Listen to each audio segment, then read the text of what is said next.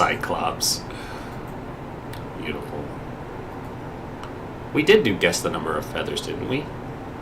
Or was that a different? I don't think so, no. That's... I might have been thinking of something else. That's everything you get to see for now.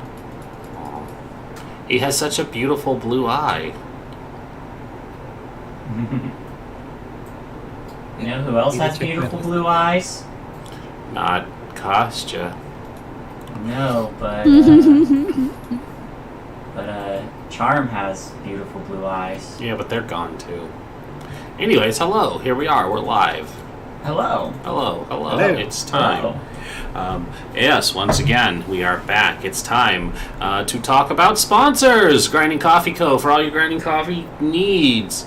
Normally, I have the full away screen up, but there it is. Haha! For all your grinding coffee needs, if you use the code PartyWipeGames, you get a 10% discount. So use those codes, especially now. I didn't look to see if they had anything special prepared, but let's see if they actually put up anything new this month. Nope, they're just highlighting the gay agenda because it's Pride Month. And I keep saying I need to order some coffee, and I feel like I need to just do it because now I have money to order coffee. So, hey, I'm going to order some coffee, and you all should too. Here you go. Happy Pride Month. 15% off site-wide in honor of Pride. Love is love. Use Pride 2022 at checkout. So that's 5% more than me, and while I would normally want to, endorse our own, get the best discount you can and still help them out. So, and then use our discount next. Use our code next time when you order another one. Yeah, exactly. After you find out how delicious it is. After you are enlightened on how great it is. Yes, exactly that. That being said, hi, it's us. We're here. I'm playing Zashir, and they have new artwork. I'm so happy. Thank you to Dougler for getting that set up.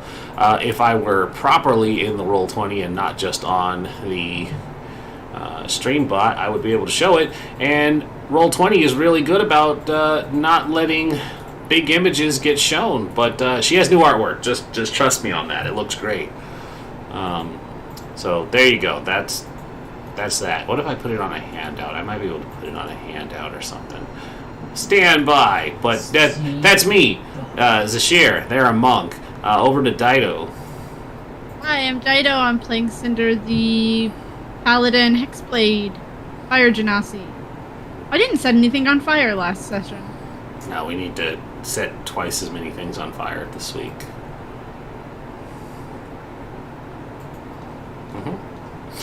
Over to Kostya.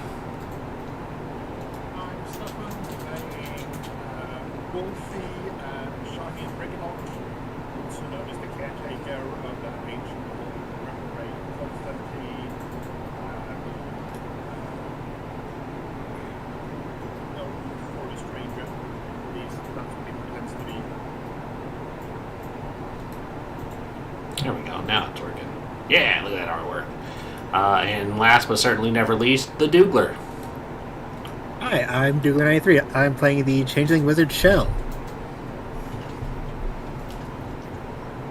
And last but certainly never least, the wonderful, ever-amazing Shay. Hello everyone, I am Shay, and I am the Dungeon Mistress this evening, and today we are playing Wild Beyond the Witchlight. I'm playing everybody else, including a coven of 3 definitely not evil hags, who may actually, in fact, be the good guys of this whole story, right? Oh God, wouldn't that be a twist? Wouldn't that be a twist? We are returning to where we left off last time.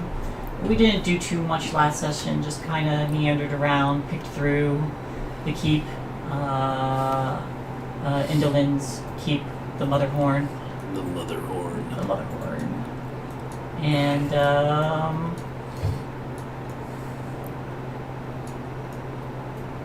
that's really about it. You guys were funneling through everything, but you did guide some friends back to the Witchlight Carnival to safety. Some of you had picked up a couple of charms along the way, and got some good information.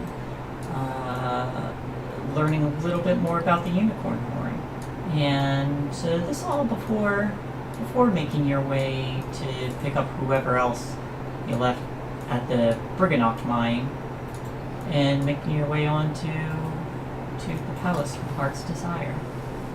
So, some of you have not slept well last night. Almost like someone's using magic against you. I wonder who that could be. I wonder. I don't know.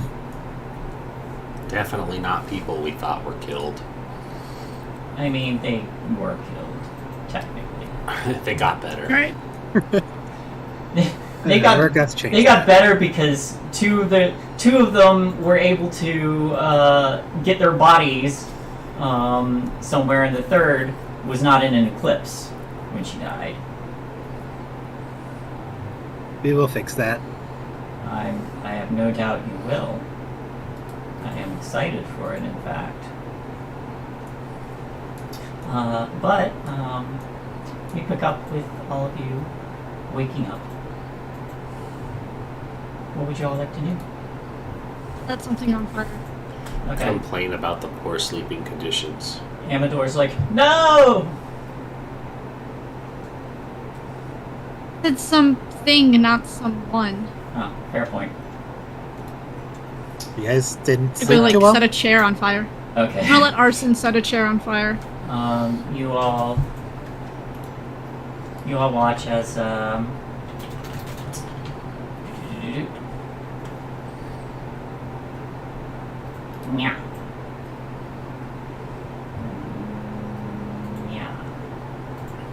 Here we go. The chair is set on fire.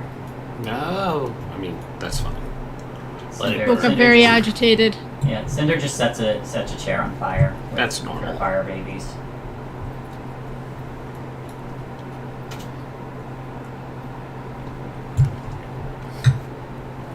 What's cooking good looking?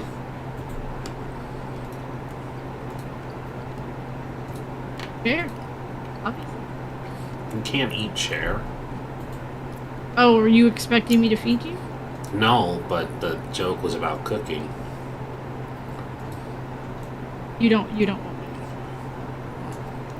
Jell's probably a better housewife than I am. They've been married more times. It was one time. Oh God. It's still more times. Politics. It's one time more than Cinder. That's fair. That we know of. That we know of. This year is going to be like, oh God, am I going to be the next ex-wife mistake?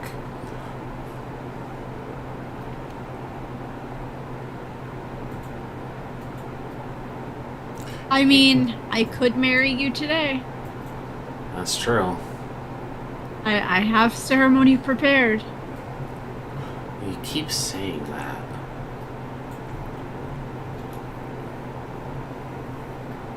You Hey. have to marry stuff at a moment's notice, I guess.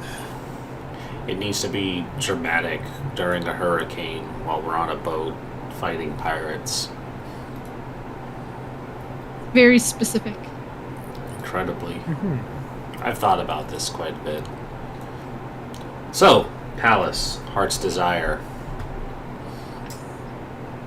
Go. Some say of thee. Of the palace? Mm-hmm.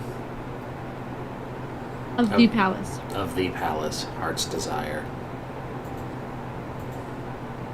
Oh, are we gonna bring Juniper and Happy with us? Or send them to Witchlight? I'm sorry, Kostya, what'd you say? I was just wondering what the palace desires was. Maybe a woman makeover? Maybe everything is on fire? A deeper I mean, I note. guess it depends what your desire is. Will it look different for each of us? Oh boy, that could get real tricky. It would. I bet it'd be the same general shape, just different dressings on it. I mean, isn't this your mistress's castle?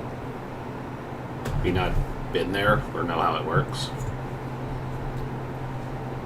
Not my mistresses. Oh. Alrighty. Wait, Titania has a better castle? Oh yeah. Sweet. Let's go see that one too. Not now, obviously. Once we find who I'm here to find and save. Exactly. Priorities and all that. Gotta have a few. Mhm.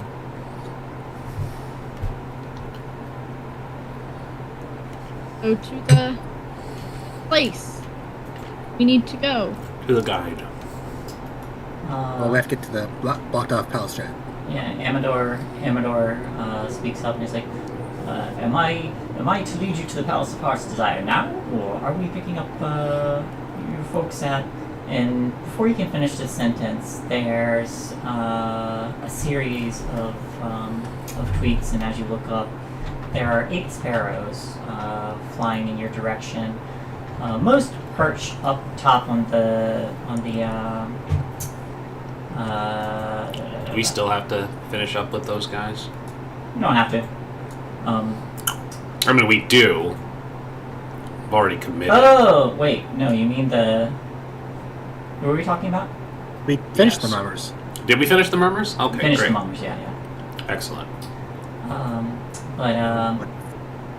About 5 of these sparrows land, 5 of the 8 land up top, and 3 of them swoop down, landing on either side of the banisters there. The third, however, flies over and lands on Cinder's shoulder and drops a sprig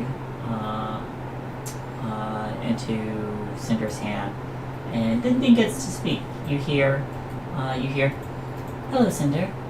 You left so quickly, and I know I was a little sick when you did, but I'm feeling better now, and if you would, whenever you finish what you're doing and return to the lake, I could show you the things that only a dryad can show you." Oh, Yes, fine. Vansel, I'm talking about sex. Maybe. I could stand to hear a little more. Well, that's up to her, isn't it? Consensus is And important. then you hear, "I'm sorry. Lamorna wants me to let you know that one of your friends, what was his name? Will of the Feywild? I think he went missing. It's probably not a good thing, but Friend is a strong word too. but she just wanted me to. Can send you a everybody message. else hear?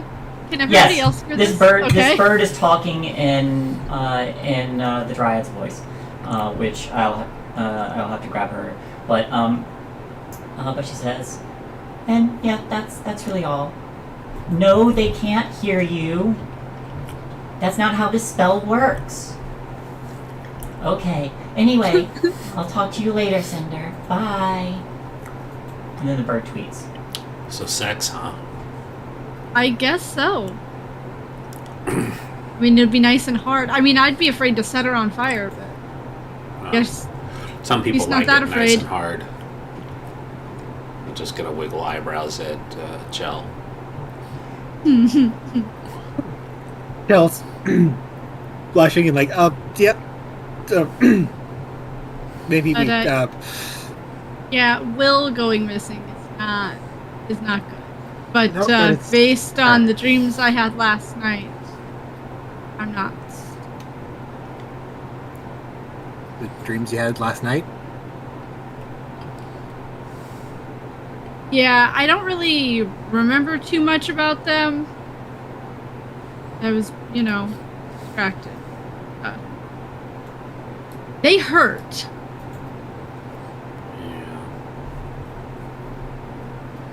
Yeah. And I roll an arcane to see if this sounds familiar. Sure. Roll an arcane. Punk. 9. 9. There's probably magic that can influence the dreams of others, but you're not sure what kind of magic that might be or how they work.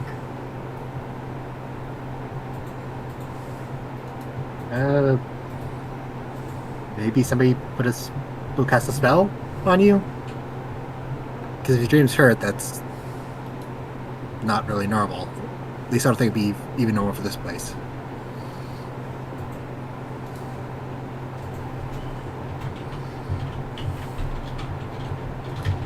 We should, going.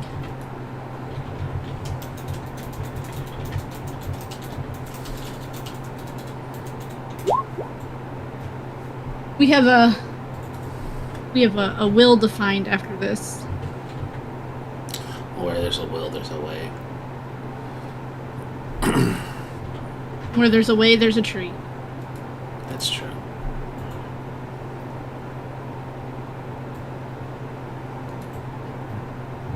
I know, Commodore, after you, I guess. Alright, which direction are we heading? To the palace? Or back to gather your mounts?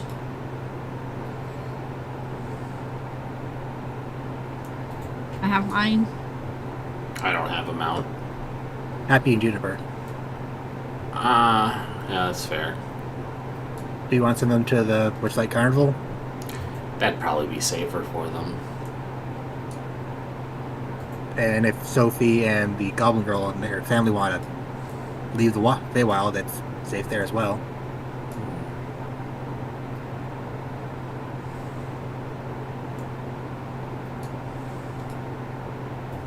Well, whatever you wish. I'll guide you to and from, and you should be able to get wherever you need to in Prismia after that.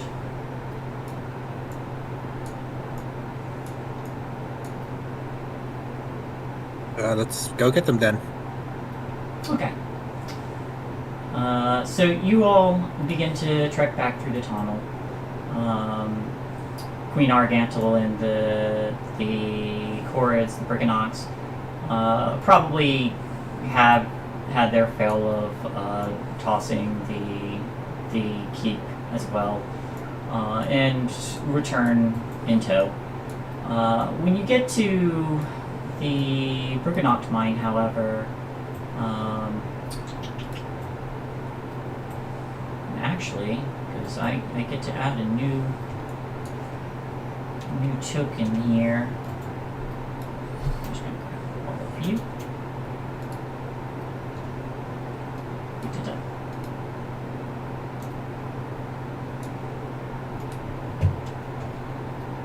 Ah, the giraffe. What a good giraffe.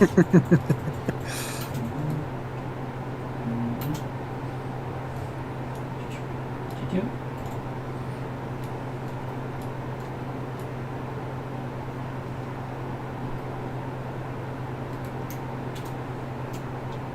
Who is it that I need to add?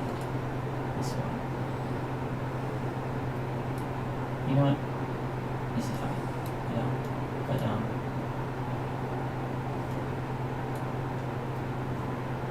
there. Ta-da. Yeah, it works. But you all make it back, and you see that what few of the Briganox that remained behind are scurrying about rapidly. This place is stirred, I guess. But you follow where all this commotion is, and they lead you, and you kind of find like right near the entrance of the mine. You find Malavar, who's leaning against a rock.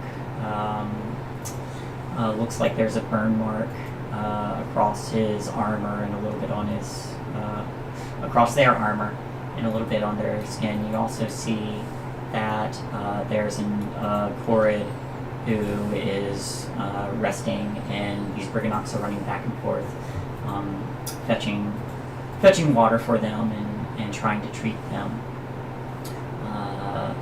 You also see that Juniper has sustained a little bit of an injury as well, though doesn't seem to fancy it all that much.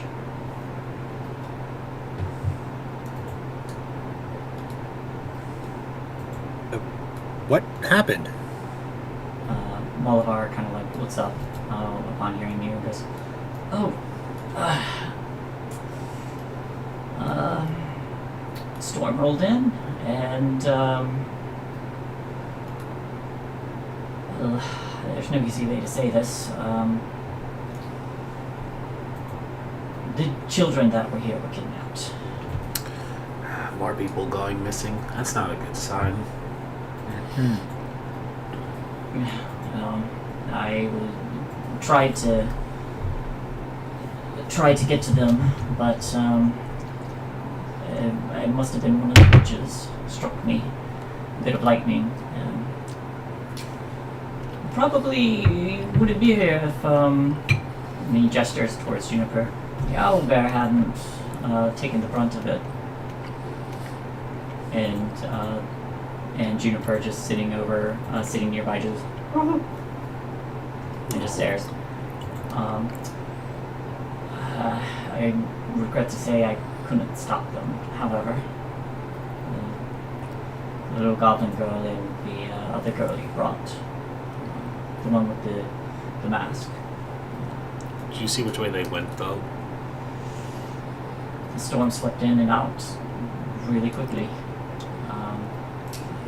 If what you say is true, then and the other hags are indeed were killed and they lost control of the other sections of Prismere, there's only one place left that they could go. Alice. Oh, well, Malabar gives a nod.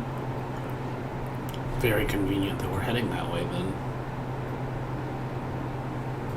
Let's go and deal with them again. This time, for good. I will burn them to dust. After we do the thing that will kill them forever.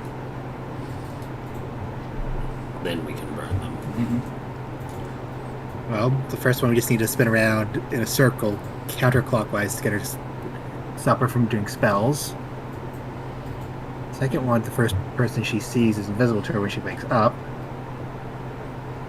And last one, we have to eclipse. So Constantine has to seduce one and then murder her in her sleep. Kel's gonna put her hand on Constantine's shoulder, like, I believe in you. You can do this. I have faith. For the good of I the would team. just burn. For the good of the team.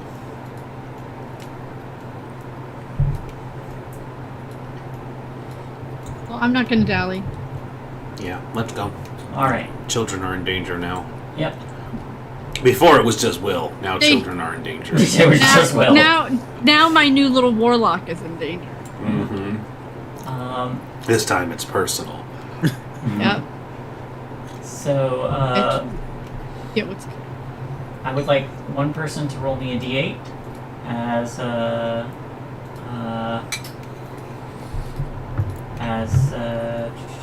Amador begins to guide you.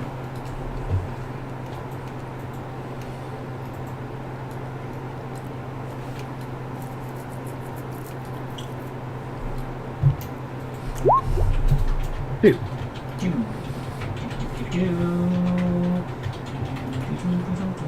Oops, it's the wrong place.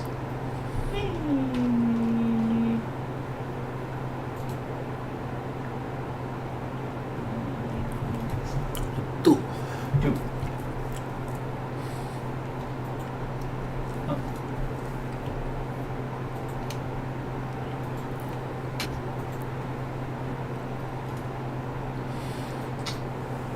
Oh, that doesn't help you. There we Why go. not? Alright, so you all are traveling, and as you're making your way across these crags, Amador seems to know where he's going. But you begin to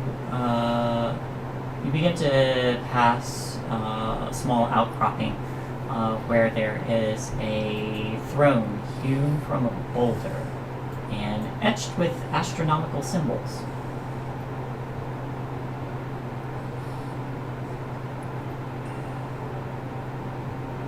You can continue, or you can take a look. Up to you.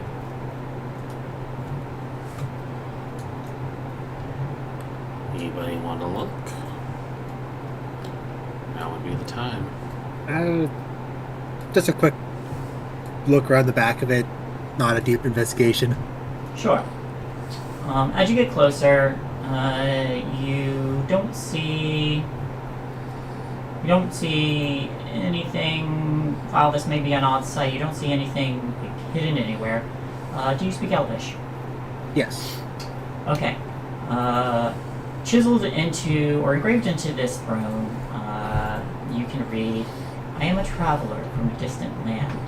My name is Mazikal, keeper of stars. Sit on my throne, disciple, and unravel." Carol's just gonna read that aloud. Sit on my throne, disciple, and unravel.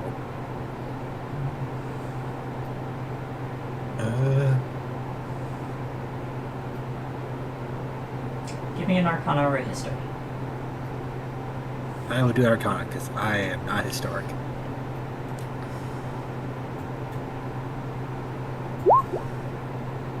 Uh, 13. 13. You've never heard of Mazikal.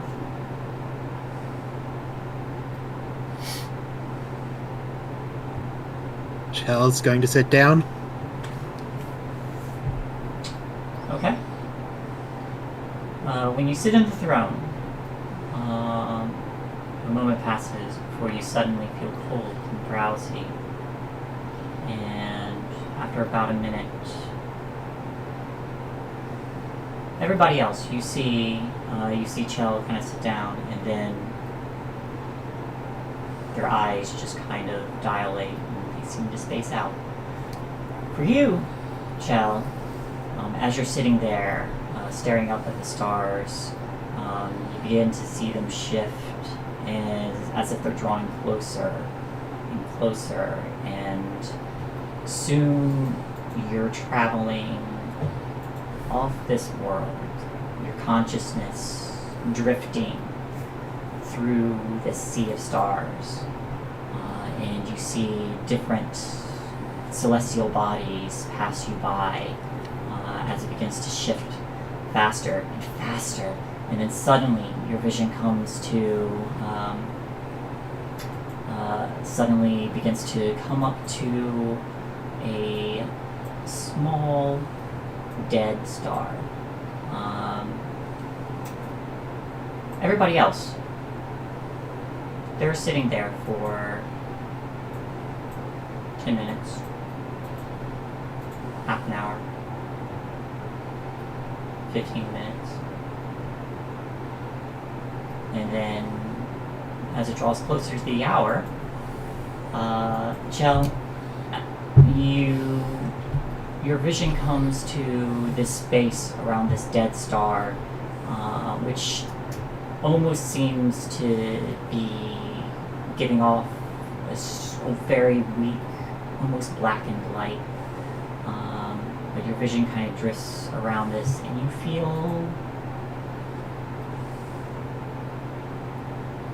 feel yourself, your consciousness land on the cold surface of the star, and suddenly you wake with a start, and you've just inherited a fragment of Mazikal's psyche. So you get to select one of the following skills: Arcana, Deception, History, Insight, Intimidation, or Survival, and gain proficiency in it. Can I select one of the skills if I already have that skill to get double proficiency? Or is that not a thing, how it works? I don't think it works that way. I don't think it works that way, Okay. but give me a charisma check. I will say, if you want to make this check, If you will it to be so. if you will it to be so, you might just be overlapping knowledge instead of adding to it. And overlapping knowledge wouldn't quite help. No. Okay, so you said Arcana, History, Insight, Deception. What were the other ones? Arcana, Deception, History, Insight, Intimidation, or Survival.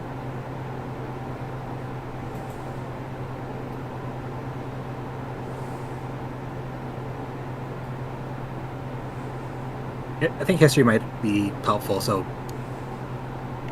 take that one. Okay. You enjoy your nap? Well, think I got a piece of somebody's mind. Is it worth it? I think it could be helpful later on, yes. I was hoping it'd be a divination thing, though. She's gonna walk off now.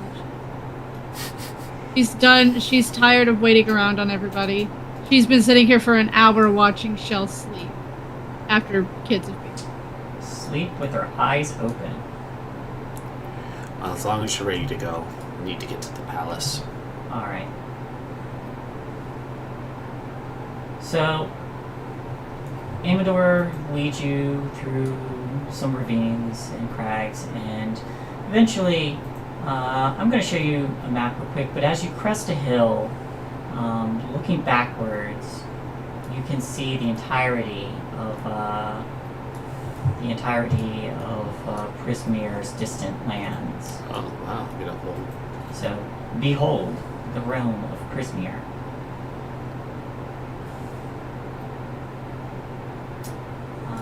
And eventually, you all come to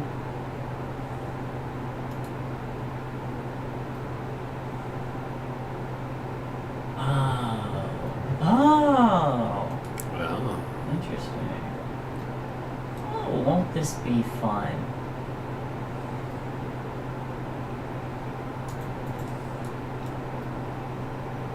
Okay. Alright. Eventually, you all begin to approach a gate. I'll give you the rundown. So I've got two maps that I'm going to have to switch you all between. Because this is, I guess, too big to fit you all.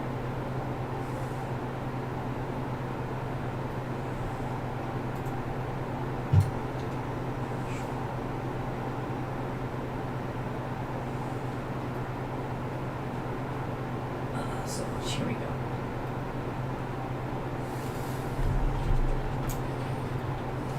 You all begin to approach, and there you see a set of silvery gates in the distance, blocking the way to a road. There are walls that rise a good ways over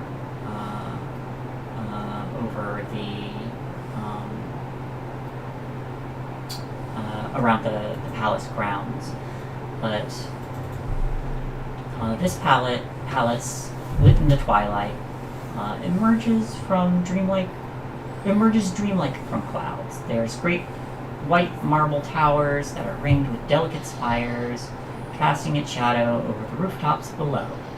There's another tower that teeters nearby, torn from its foundations and held aloft by a coiled beanstalk. Monstrous vines cling to the palace walls and choke the promontory of rock on which it perches. As you all are surveying these surroundings, there's a sudden burst of hundreds of birds from the canopy from the ancient forest behind you that scatter in all directions. Moments later, there's a much more fearsome creature that erupts from the woods.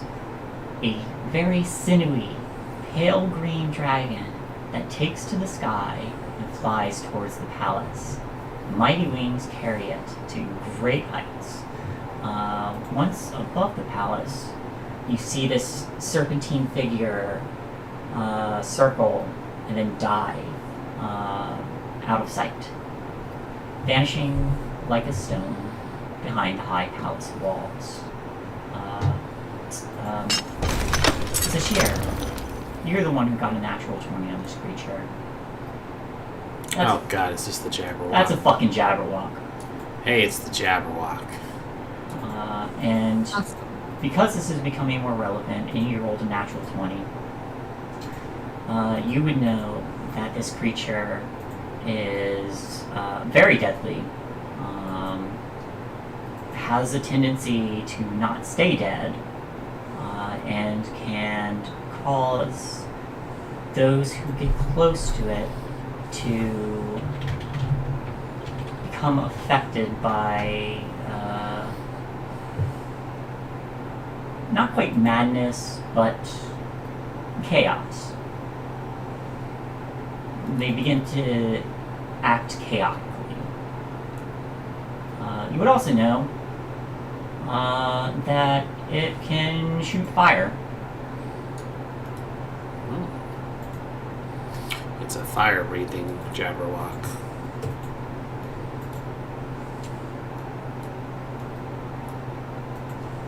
I'm just gonna size roll right.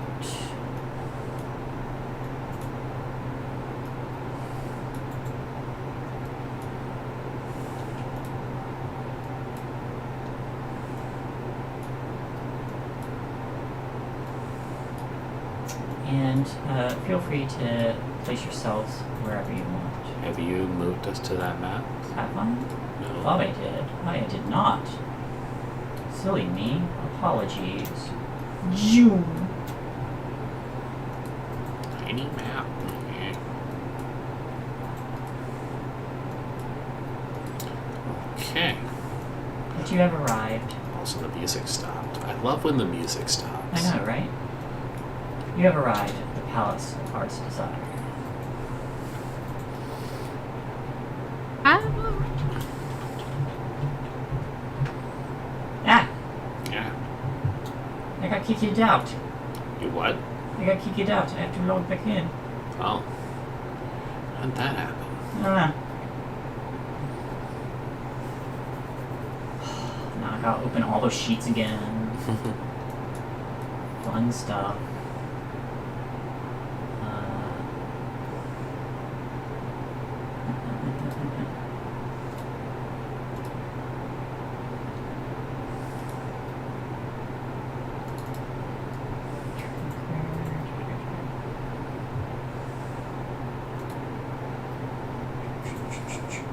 Oh, I guess I should give you a description of the gate. Ivy clings to a set of silvery gates embedded in the palace's outer wall.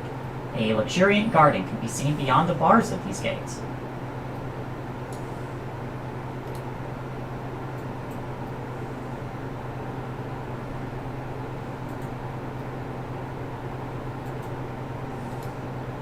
Does it look like there is a way through the gates? Do they open? Is there a locker?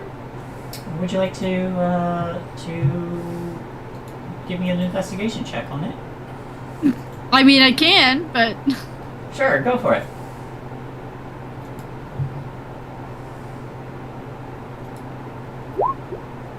Nine. You're certain it's not trapped. You don't think it's locked. And you also notice a concealed inscription. On this inscription, do you read Elvish? no. You don't know what it says.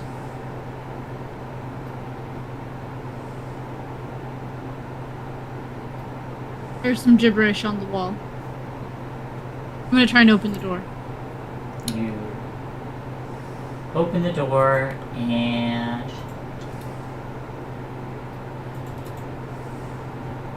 it swings open. Okay. I don't speak Elvish either, so I'm not sure about that. Bell does, and we'll just go take a look at it. You take a look at it, and you're able to translate it to: the lion or the heart must wear the crown, but which one should it weigh down? The lion or the heart must wear the crown, but which one should it weigh down? I guess it's going to be a riddle inside. It's always riddles. So We'll you're place gonna say it. wild. Oh, I accidentally moved the snail. Didn't want to move you. Amador pauses for a minute. And with Pollinetta buzzing near him, they say, "Friends, as promised, I have guided you to where you needed to go.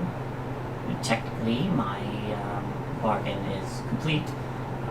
If you require me, though, I will remain and assist you in any way I can." We appreciate that, but you have a lady to return to. Buzz buzz. This is true. However, and they reach down and pluck a blade of grass and extend it to you. Should you be in any dire straits, just whistle in the grass, and Pollinetta and myself will come brandishing our weapons.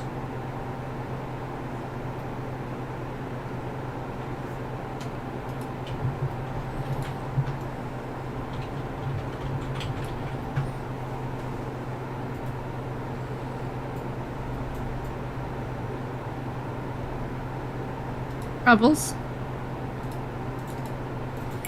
All right. So, we just went through the gate, right? Yep. I did. Malabar and Elkhorn are both following you as well. What's going on over here?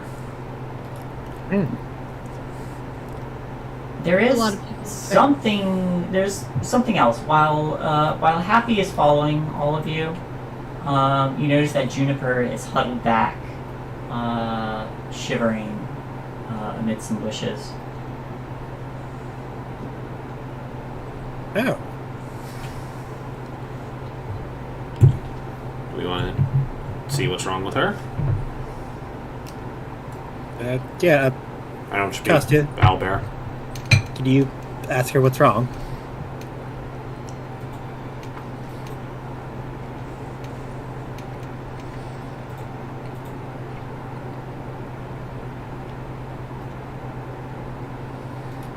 Kostya? Cool.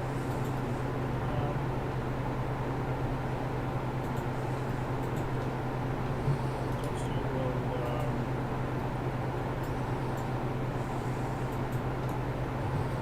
we'll wander over and take a look up and see what's going on. As you approach Juniper, this large owl bear, you see the feathers are all puffed up, and she is huddling herself, trying to make her large form seem a little bit more diminutive, trying to stay hidden. It's very obvious she's trying to hide, and very clear that she's afraid. But as you approach, there's just a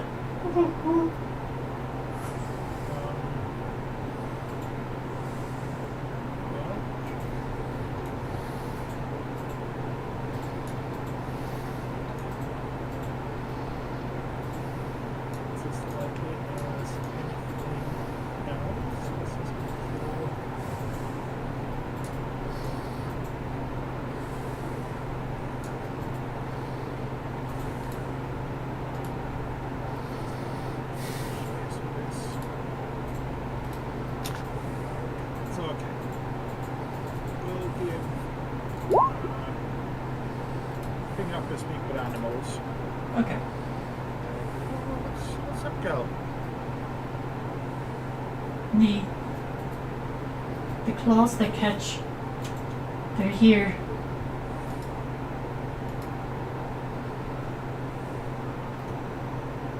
The teeth that bite, the claws that catch.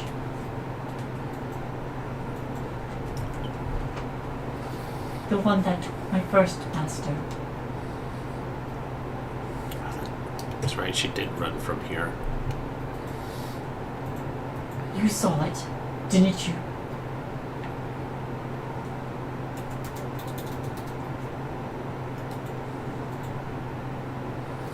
Oh, I saw it, but don't worry.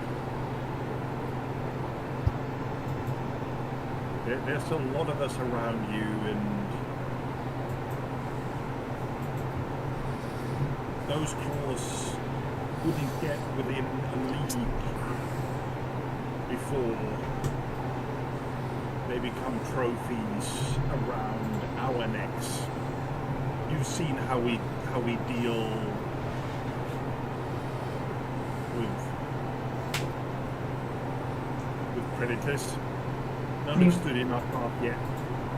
Beware the jub bird. Beware. It is a frumious Bandersnatch.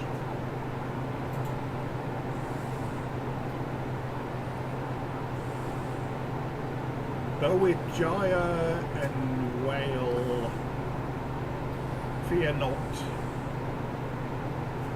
For Sashir's fists be like the vorpal blade that snicker and snatches, and they'll bring it low once again. Give me either a persuasion check or a animal handling at advantage. I'll go handling, I think that's because it's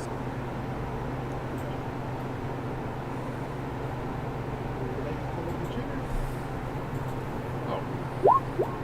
16. 16.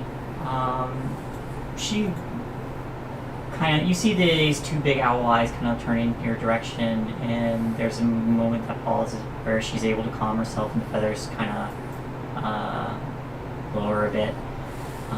But she stands up then and says, I will follow. Be careful.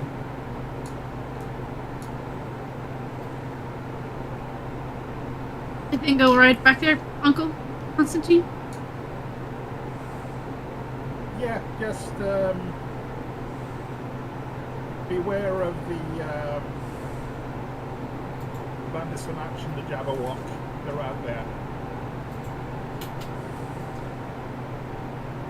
Will do. Happy finishes cresting the wall, having not used the gate. just up and over. Has she ever actually gone over, like, through it 8-way, or is it just always over for her? It's always been over. It's always over. But where you are now, there are scents of roses, cowslips, hyacinths that suffuse this vast garden. Ahead, there is a ring of standing stones that rises from the flower beds. There are glittering streams that divide the garden and connect with a large pond shaded by willows. The garden is silent. Sorry? Oh, you just said my pick. Oh. The garden is silent, save for the sounds of music and voices coming from a colorful pavilion by the front gate, which you all are next to. There are 7 guests. One of them is a talking bear who lounge around a picnic table covered with emerald green cloth and laden with cakes, teapots, teacups, and cutlery. 2 of the guests are motionless and silent, but others are engaged in spirited conversation. At the back of the pavilion, there's a string quartet of badger minstrels that play delicate chamber music.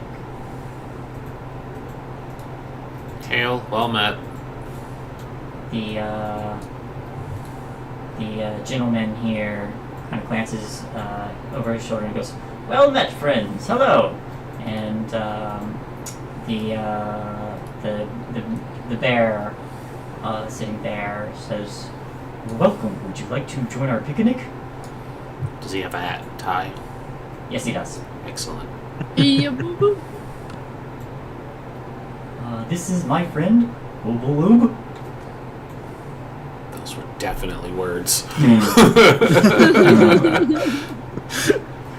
I'm sorry, it was the name that was just. I know, it's just Oobaloob. it's just like, oh, yep, mm-hmm. But he says, "Hello, welcome." Someone else says, "There is."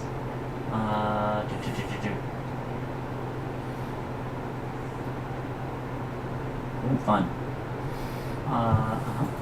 All great names, I'm assuming. Yes.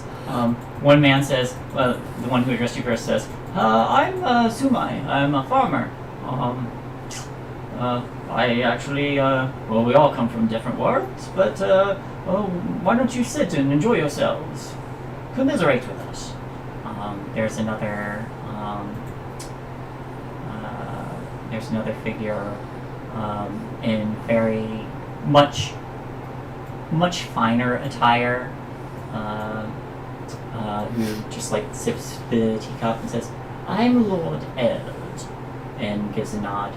"I come from, well, two of us, me and Obaloo, that headless fellow," and he gestures to. He's got no head. There's a dwarf with no head. But he gestures to a headless dwarf sitting with them and says, "Myself and Obalog there, we're from Oerth. Isn't that right, Obo?" And he stomps his foot once. Huh. And then the bear says, "And my name is Bodger."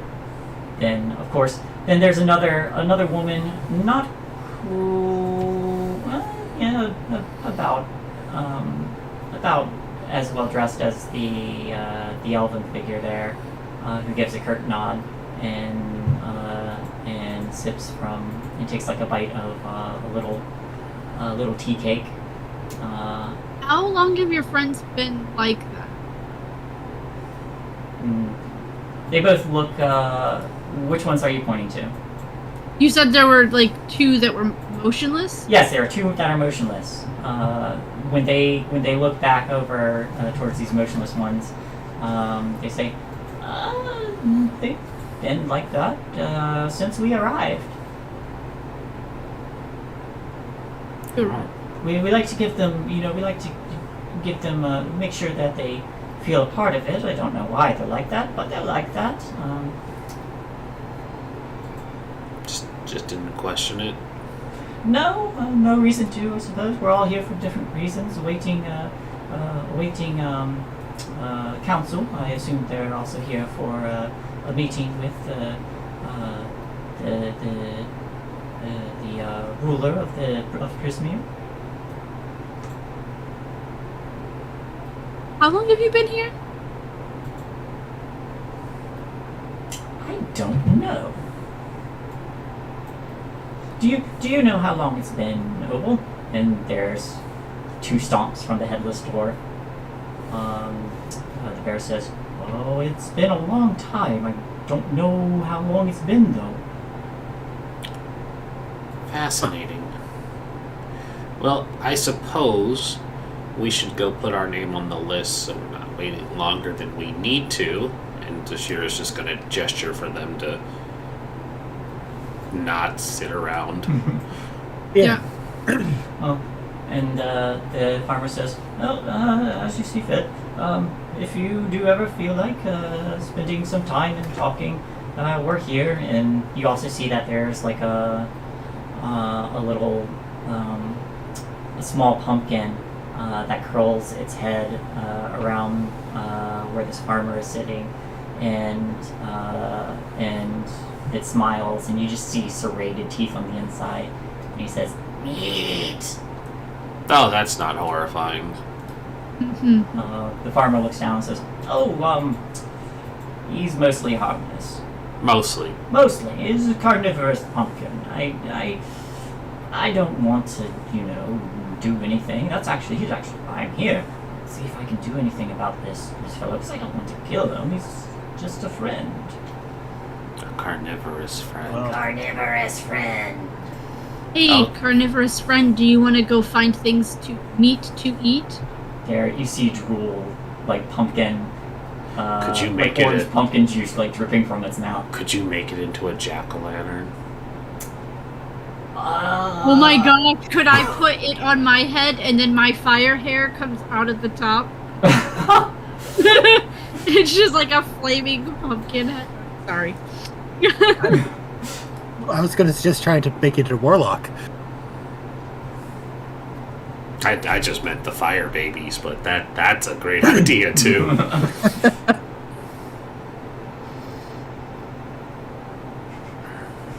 Because we plan on coming across quite a bit of meat. Oh, I mean, if you don't mind. we could find the pumpkin seems definitely interested. We could look into finding meat and maybe even if we happen to find somebody who has an answer for you, since you're still here waiting. Oh, that'd be great.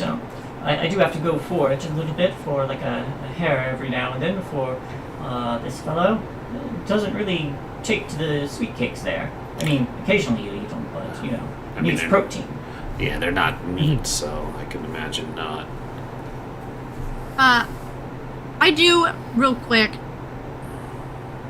after engaging with this pumpkin, and I will definitely let it ride on Sermit with me.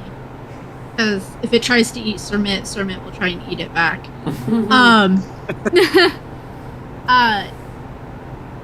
I want to take a look at the two that are frozen. Is it like Absolutely. what Shell described of what we're to expect here?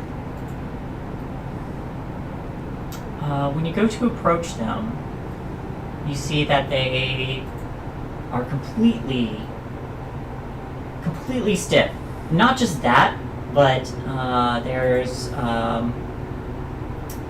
one of the figures appears to be a halfling in the middle of a laugh, like hair being flung back. The hair itself also frozen, as if they are just at a standstill. There's also a very well-toned orc woman with like tribal beads and weapons to her side, and you see her just like engaged in conversation with this halfling, kind of like leaning forward as if she's speaking, but no movement.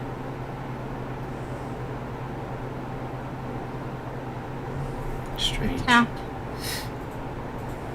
They Like, might kind have of been here when it's hard. happened. To tap it kind of hard. Not enough to like knock whomever over, but that they would definitely. You tap it. Solid. Like a statue. Like it feels like skin when you touch, but unmoving.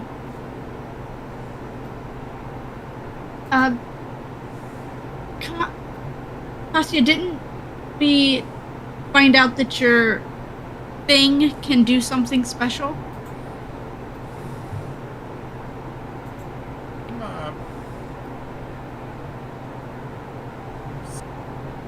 Yes, but what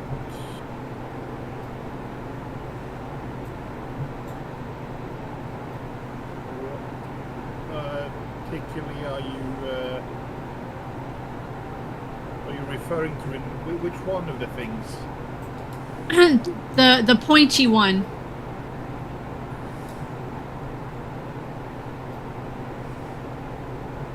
Uno pointy.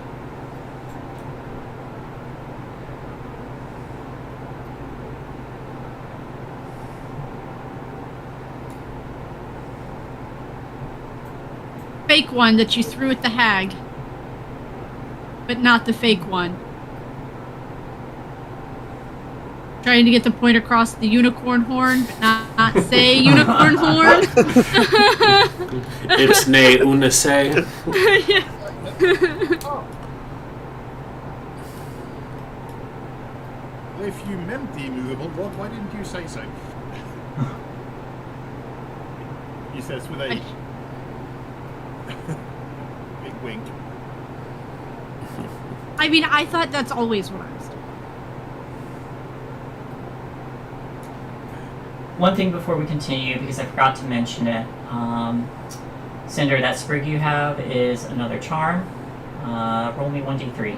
Or, I'm sorry, yes, 1d3. I thought it was just how she was contacting me. 1d3. Okay. You have 3 uses of, you have a charm of preserve life. You have 3 uses of death ward.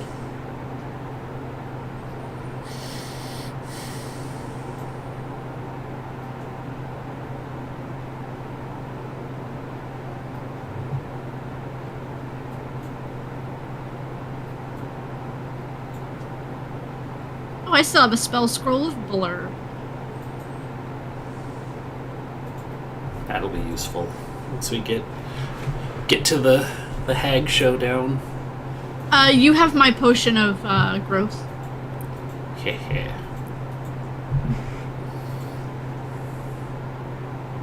You saw the potion of giant strength, right, Cinder? So now You somebody should. has. I think that's. It's the only one the charisma fighter, so probably Yes, not. I do have the potion of giant strength. Okay.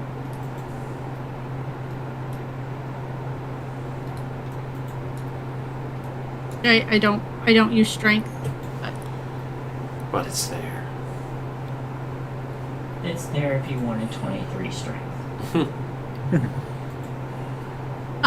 Which the 23. It's like 22 or 23, I forget. Yeah, y'all have it in your inventories. Treasure.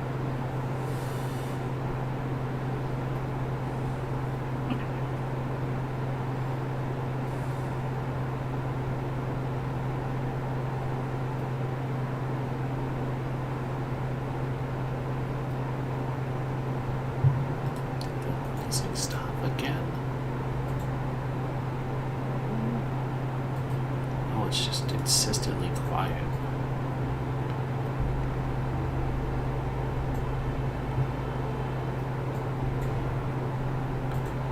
So, are we ready to continue? Or. I was waiting for Kostya to do the pokey poke, see if it actually works. Yeah. So yeah, Kostya will regretfully finish up playing El Condo Pasa on his panpipes. It wouldn't be too bad if he actually knew how to play El Condo Pasa, but he doesn't really have a clue, so it's probably just as well. And he'll wander into the tent and wander up to one of the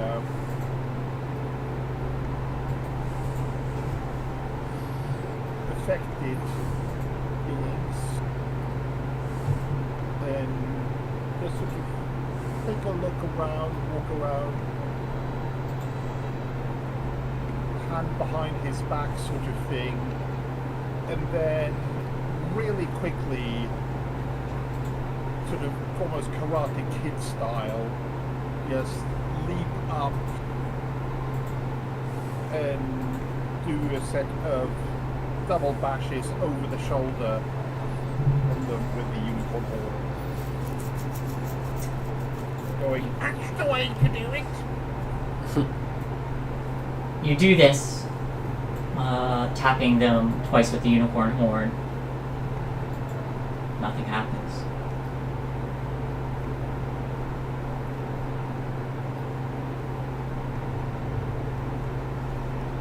Doesn't look like it worked.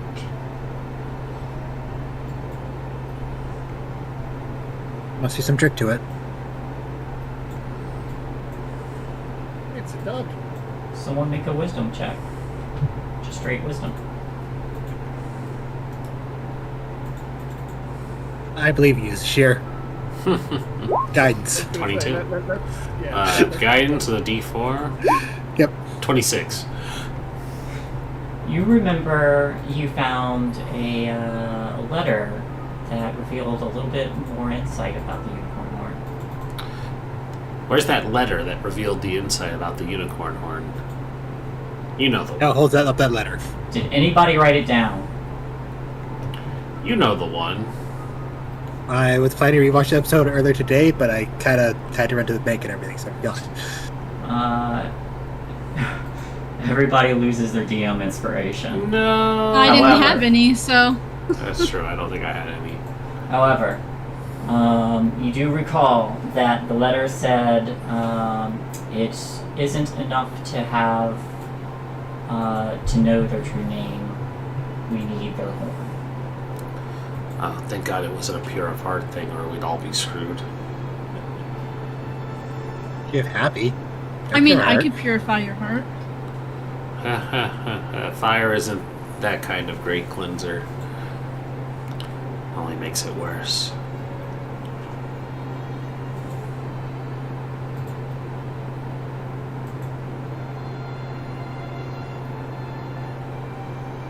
Alright, well then we should continue on if that didn't work, and we know that we need to know their true name.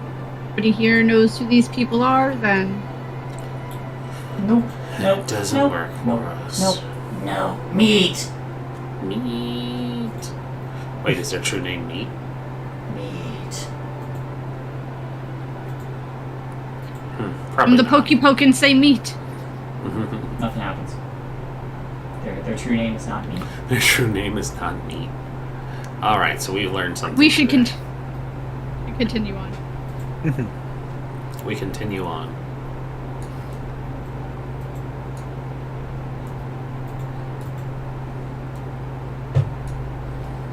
You are free to move around. Might as well,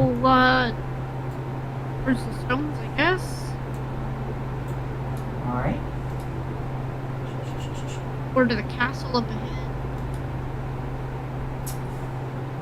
12 moss-covered standing stones form a ring. Oh, you don't ever go into the fairy circle. A ring in the middle of a small clearing. An arcane sigil is inscribed on the inward-facing side of each stone, and the space between the stones is free of vegetation. Yeah, Shell, can you read these things? You're better with magic-y stuff. I was gonna see if they can read them from outside of the ring. No. It is definitely on the inside of the ring. It's like she wants you. I mean, to be I'm in here. tricked. What's the worst that could happen? They could turn into Tyrannosauruses. I was gonna lean in. So there's all those spider webs there. You lean in and you see this guy staring down at you. See? Horrors. Man-made horrors beyond human comprehension. Give me an Arcana check.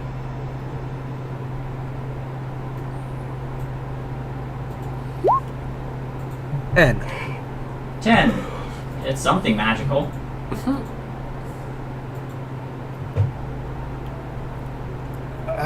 not really too sure what it does. I could try casting Identify, but it'll take 10 more minutes. If you guys want to explore around while I do that, Yeah, we definitely can. We just gotta not let you get too far. Split the party. Split the party. Ooh. I'll just explore the garden area. If I'm not finished by the time we go inside, just That's a land big garden. I mean, I see a log with a hand axe. I want to go chop some wood. Okay.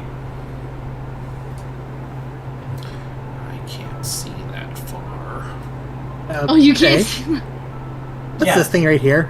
That's a It was bear. the That's a talking- He's a bear. talking That was bear. the that was bear. that was Okay, the it's talking bear. That was the talking bear. Okay. The Would you like to join our picnic? Nope, I'm just gonna take a slap the stone. Just look at this thing. Well, okay. We appreciate your polite candor, but politely, no thank you. I see stairs. Juicy Yes. stairs. That is a tower of some kind. Of some kind.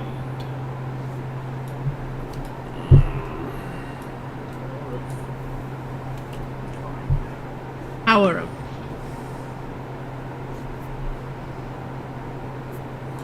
Can I see it like from the outside about how high up this tower goes? Let's see.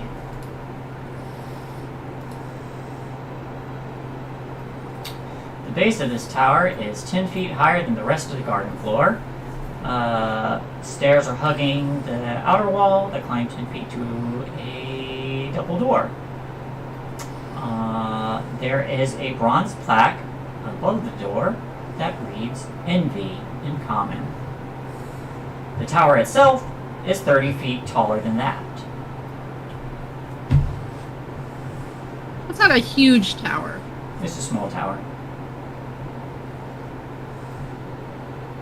It's a small tower. It says, what'd you say, Envy? It has Envy engraved on its plaque. You know, last time we had to deal with somebody named Envy. Different Envy. Are you sure, though? Yes. Okay. They like setting things up. They did like setting things on fire. Oh, I guess we'll get along then. Or you'll get along with them. Anyways. We'll keep cozying around the trees, I guess. Alright. So 2 minutes go by. You cast Identify. This is... Give me another Arcana check at advantage. At advantage, which is 16. 16. With the information you get from Identify and another Arcana, you discern that this is functions as a teleportation circle. You also come to understand that you can, as long as you're in the Feywild, you can teleport to this location, or if you have the teleport spell, you can, or if you have the teleport spell, you can safely teleport to this location, as well as other locations that you are aware of. Neat. Oh. So it's a teleportation anchor then. Yes.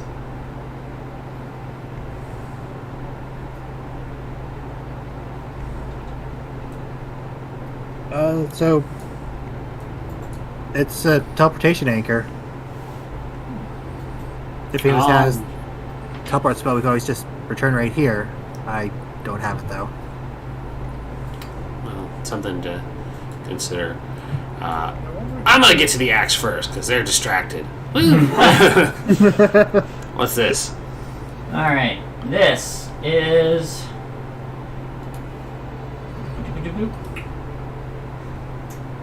A gleaming great axe is embedded in a withered tree stump near the bend in the stream.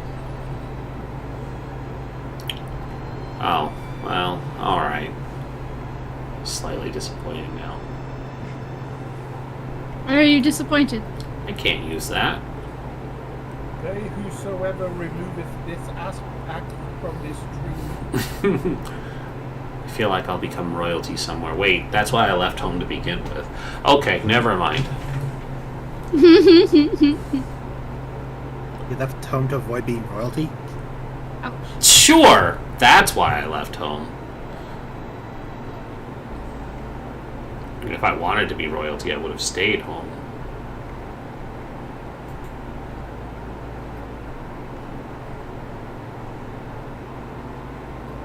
Well, why don't you see if you can pull it out?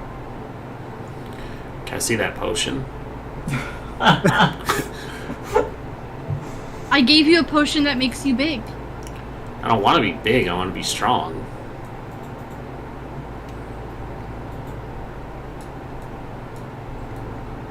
I'm asking because I have an 8 strength. There's no way, even with advantage. It would be hilariously bad. I don't need to waste your potion for that. You're strong enough. Probably.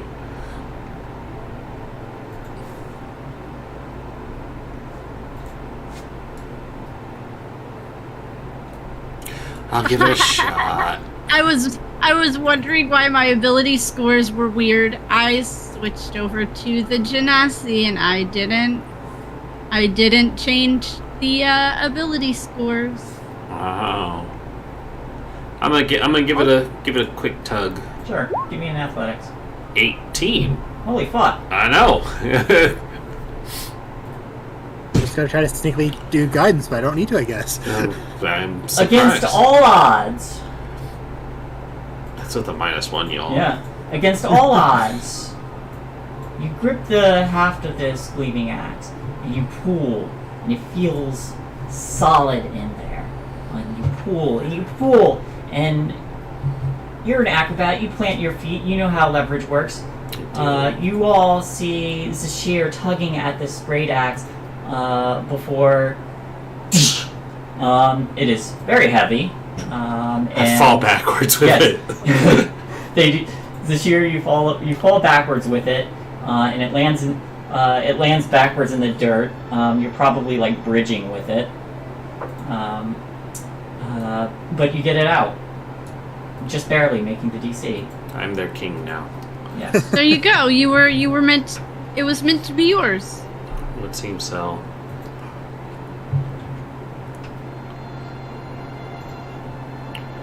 Oh, does anybody actually want it? Because, I mean, is it just an axe? I think it's just an axe. Let's find out. I'm gonna swing the axe. I'm just gonna make a strength roll because I am not proficient with it. All right. What are we swinging at? The stump.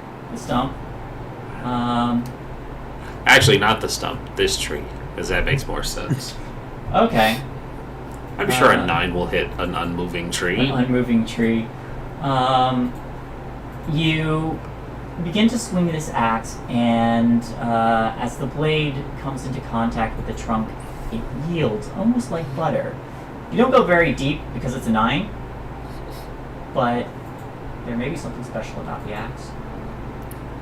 Holy shit, you guys see that? I almost killed a tree in one swing. Yeah, please don't have that around, Your dryad girlfriend? Yeah. It's bad enough that I am on fire. Middle. She likes the danger. I mean, she's been putting up with, I not remember this. Vansel. Vansel. And Gretel. So. Or what we call her Griddle in this Griddle. Griddle. Hansel and Griddle, yep. There were stairs to a small tower over here. We want to check that out. Certainly. Do you need to chop the door down? Was the door made out of wood? Or was it made out of, like, stone? Like, you know, what normal tower door? Yes. I lost myself somewhere. It is a stone door. Oh, you fell behind. Here you go. Oh, okay. I was like, I see all of my babies, but I don't see them. You got eaten. It's fine. Hermit This just line has of play has been too long. I mean, if you want to bust the door down, I don't know what's behind it. Alrighty. You are more than welcome. Yeah. What does the door look like? It is an arcing double door with golden filigree and appears to be made out of metal and stone. Made of stone, huh? Well, that just sounds like a fancy word for wood. So I'm gonna swing at it. give me an attack roll with your strength. No, it's just gonna be a strength roll because I'm not proficient. Sha. God fucking damn it. Stop making this work. Natural 20. Again, against all odds, while it doesn't sink into the stone like butter, like it did with the tree, it does chip the wood with that kind of force, and the axe seems completely fine going against stone. Not a mark on it, but the doors then swing open, clearly having been unlocked. Inside. Hello. Inside, and I think I've got a picture of this. Oak trees fill much of this tower, the interior of this tower. Rays of light cut through the canopy, illuminating a marble pedestal that stands at ground level, swathed in tree roots. A hulking lion, seemingly made of iron, on the pedestal, flicking its tail in irritation. You can call us envy. Us? Is there more than one of you? We are envy. Oh, okay. Hello, Envy. Greetings. I apologize for the door. Got a little overzealous there. New toys. New toys. Do you speak Sylvan? Yes. He's speaking Sylvan. If it was speaking Sylvan to me, then yes. Yes. It did speak first. Yeah, apologies. Got a little carried away there. New toy. Don't know my own strength, apparently. Apparently.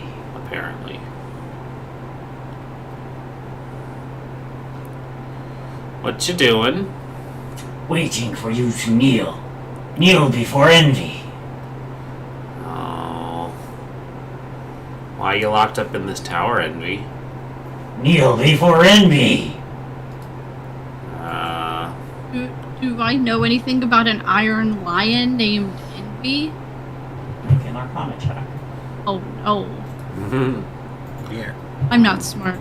I'm not I shouldn't smart. ask these questions. 9. Never heard of it. Never heard of it.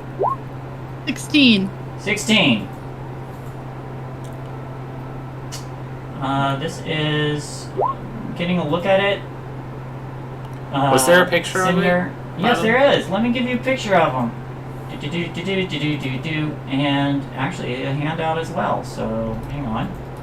And we shall call it Envy. Oh. It's not here. Okay. In that case, handouts. Here we go.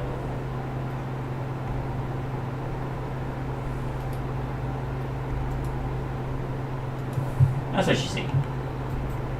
Ooh. Oh. That Iron doesn't lion. look imposing at all. Has it moved at all, or is it Yes, its tail flicks with irritation and it shifts around. just... Okay, so it's not stuck on the pedestal. No, it's prowling back and forth on this pedestal.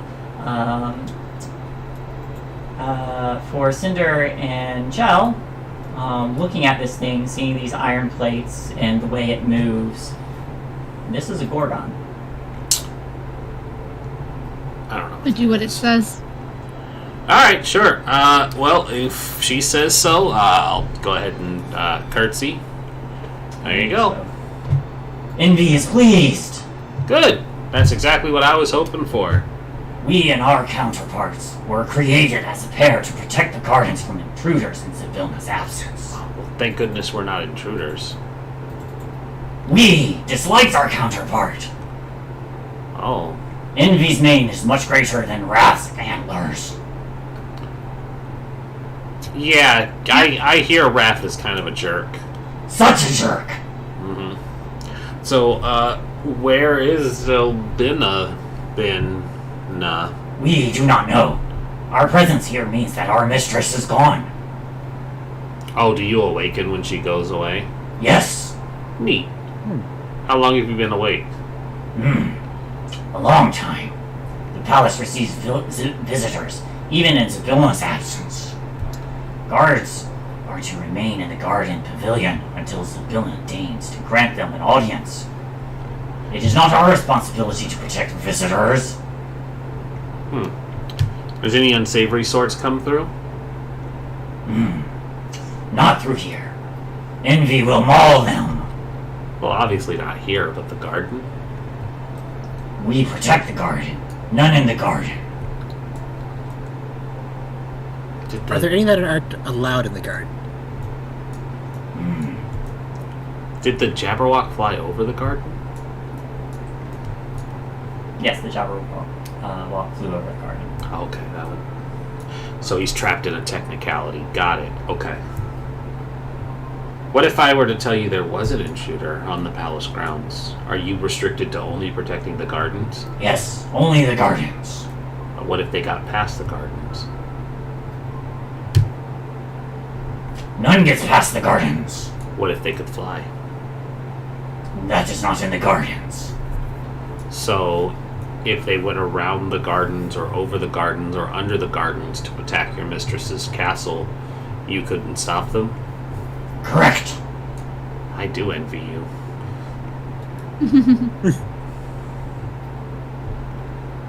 Okay, well, I don't think you'll be much help to us then. Envy can tell you things that could help. Oh, well, that would be helpful. Like what? Envy wishes for something in return. We can go tell Wrath they're a dick for you. Everybody. Give me a persuasion check. I'm so good at those. 4. Why is it bad when I need it to work? No. Wrath already knows he is a dick. They are a dick. That's fair. No. We want a lie. Made of flowers. Envy likes flowers. Envy wants flowers. Bring Envy flowers. Envy will tell you much. I will go down and I will pick this Iron Lion's flowers. Okay. You pick While these. Sheer distracts.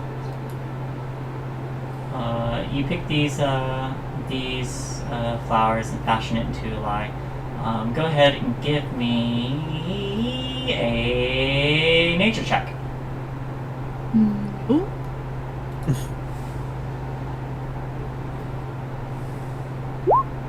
19. Okay. 19. Nice. So you bring this lot of flowers and Mostly and- hyacinths. mostly ices, and you offering it to Envy. Envy happily takes it, and with it wrapped around their mane. Envy is pleased. Envy loves this lie. Envy will give you information. Hooray. We know Zabilla created the crown as a key that guests can use to reach certain areas of the palace in her absence. The crown has 2 forms, one made of silver needles, the other of golden roses. To transform the crown of needles into its gold form, it must be placed on the brow of the correct Iron Guardian. Which of us, Envy or Wrath, is the correct Guardian? We cannot say. Well, Wait. I mean, we just gave you flowers, so that's probably a big hint. Envy is telling you everything Envy knows. Placing the crown on the incorrect guardian banishes the guardian to its demi-plane along with the crown. Once the crown is transformed into its gold form, either guardian can wear it without being banished. Certain doors inside the palace become unlocked or locked, depending on which guardian wears the crown. Do you just have all of this memorized? Yes! How many hours a day do you practice this to yourself? Envy has lots of time on their hands. Pause. Sorry? Pause. Pause. Pause. Pause. PAWS. Because they're a lion. A lot of time on their paws.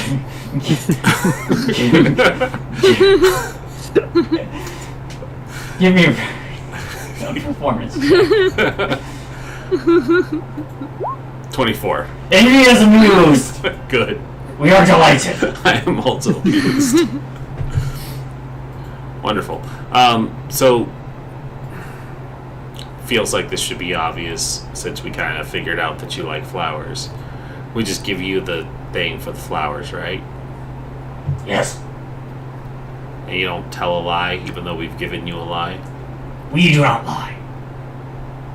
But they don't tell the truth. No, they also tell the truth.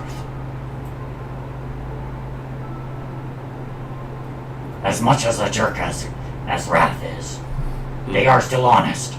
Got it. Okay. Well, I think we have what we need from here. Good question. What is your favorite flower? All of them. That's fair. That's that answer. Yes. Another voice that does hell in my throat. Why would you choose it? It's a fucking Iron Lion! Could have sounded like the Cowardly Lion. That would have been a good one, too. You also get a metal cup as well. Speaking to that, Yeah, that's some tinny voice. It's true. It's true. It's true. That's for true. It's for true. Where can we find this crown that you talk about? We do not know, but it must be somewhere in the garden. okay, then we'll look around and return. Bring you more flowers. Wonderful. Alright, this has been fun. Should do it again sometime. Such fun. I'll do a flip I guess over. we're searching a garden. Do you flip while holding the battle axe? Hell yeah, gotta learn to balance it. Give me an acrobatics at disadvantage. Yeah, that's Big fair. fucking axe. Haha, 24. Doesn't matter. Why do I keep being awesome when it's not important?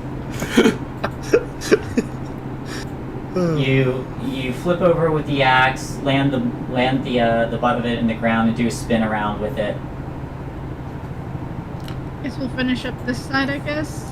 Go Alrighty. up the stream again and go over towards the webs. The webs is. And we can go to the other side, I guess. Oops. The webs with the horn statue playing a stringed instrument. Definitely not concerning at all. See, I thought it was like some kind of flute. It looks Yeah. like a satyr with a flute. Yeah. Yeah. So.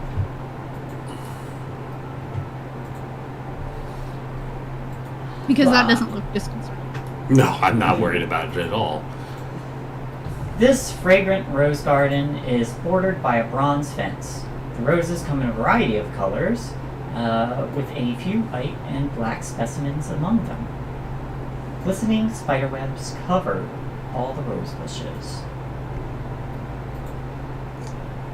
Yeah. Thanks, though. I'm gonna stay out here.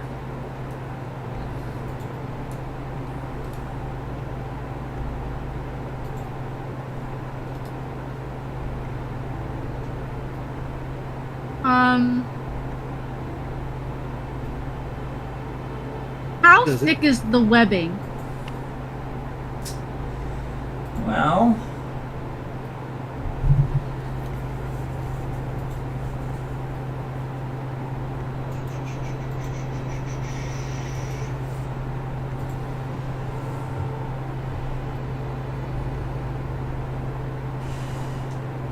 with the size of them, probably something. Like, give me a survival check. Survival's what? Wisdom? Oh, that's not bad. I'm actually trained in survival. Watch, I roll low. 1.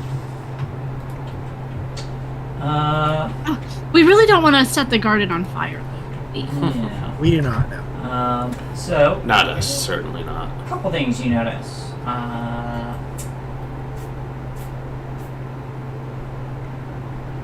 Probably a medium-sized creature did this. Take a medium-sized. Let me also.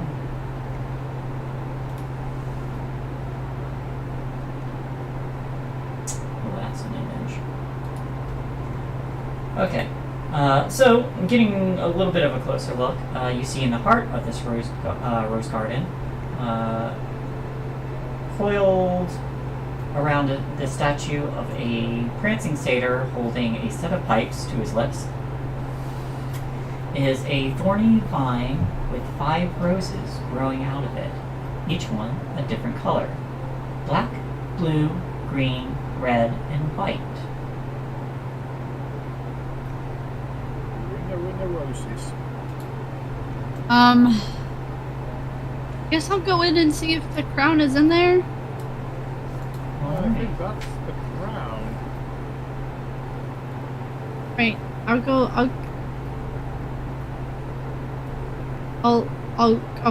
go into the web.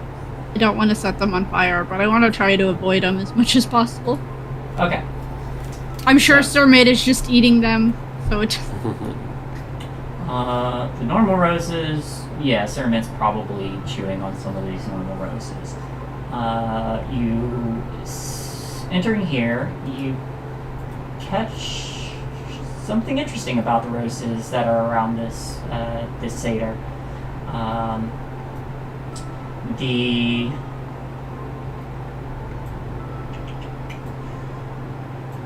The black one is dripping with acid.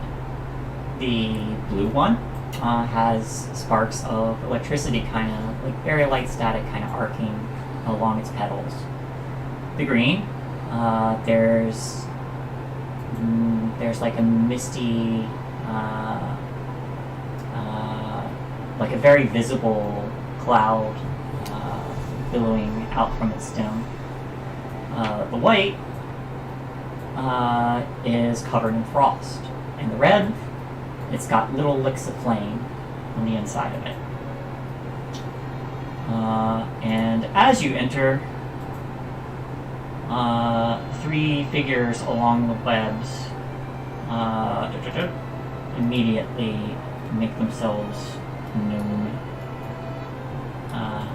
As you see,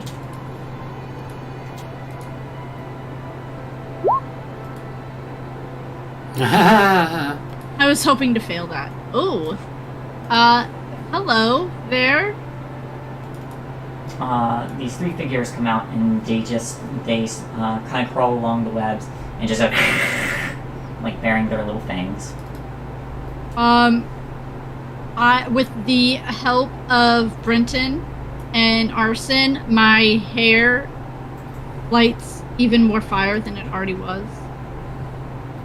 Give me an intimidation. So now I have like fire mane. I mean, if this is the game we're gonna play. Yeah, give me an intimidation. 15. You start to light yourself on fire, and they kind of like skitter back and forth on these webs, and then kind of like shrink back and go back into hiding. You know they're still there, but they go back. They tuck themselves into the bushes. If you don't bother me, I won't bother you, and I won't set your webs on fire.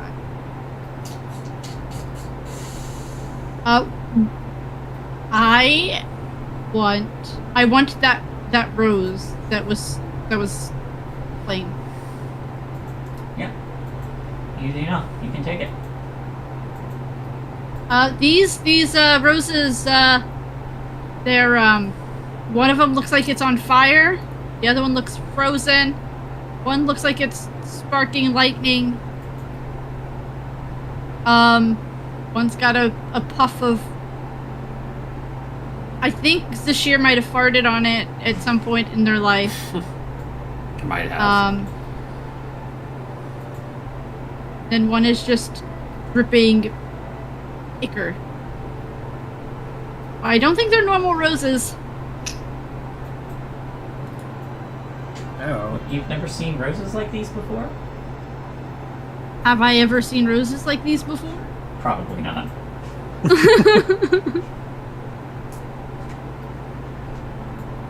But if you like, give me an Arcana check.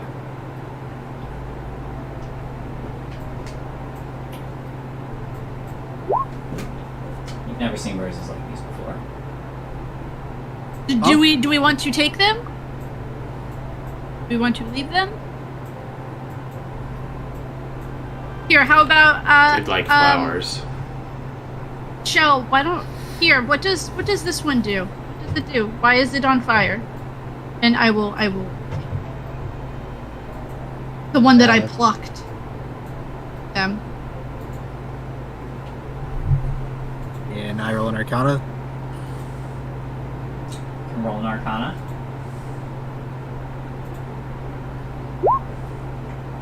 18. It's definitely magical and can do something, and the Identify spell will probably resolve that. I figured it was magical if the roses are not typically fiery. Yeah, Or but doing all the other things, yeah. just by looking at it, you immediately know that it can be utilized somehow. Like it isn't just a pretty thing. It's you can do something with it. Probably has a use inside here. We can let Chell pick it up so I can identify it. She was holding it out to you. Oh, I was gonna start to cast Identify for it. Okay. Don't ruin it. It's nice and fiery. Very Oh, carefully man. cast Identify. They gave each of these things an individual thing. Nice. Okay. All right. Yeah, all the way down. This is you as you cast Identify. A red chromatic rose. This rose is red. While the rose is held, it gains a harmless visual effect as indicated. Blah blah blah. It's on fire. While holding the rose by its stem, you gain resistance to fire damage. If you would take more than 10 damage of fire from a single source after applying the resistance, the rose disintegrates and you take no damage instead. As an action, you can blow the petals from the rose and produce a 20-foot cone of fire. Each creature in that cone must make a DC 15 Constitution saving throw, taking 3d10 fire damage and failed save for half as much damage from a successful one. Using this property destroys the rose. So, And those other ones probably do the same or similar things. this is essentially a rose of dragon's breath. Hmm. And for this one specifically, if you get hit by fire, gives you resistance to it. I'm guessing the other ones would do the exact same. Just have to. Just gonna put their head in way between the mouth and the petal. Just be careful, and if you blow on it, you essentially make a cone of fire, or cone of whichever the other elements are.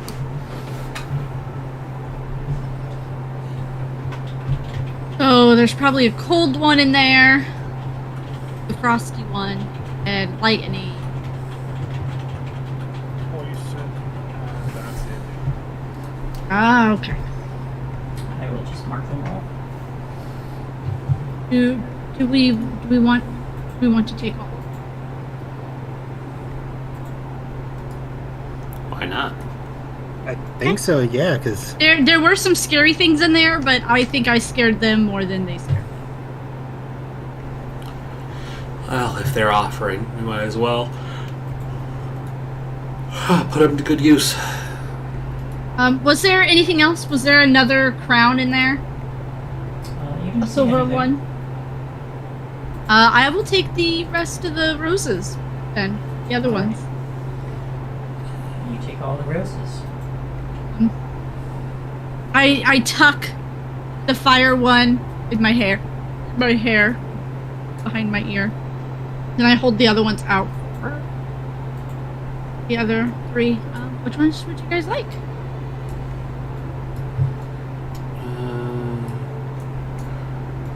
Ooh, the acid sounds tempting. But the blue one is the same as the blue dragon, and they reside in the desert. So thematically, that's appropriate for Zashir. I'll take the blue one. I'll take the white one.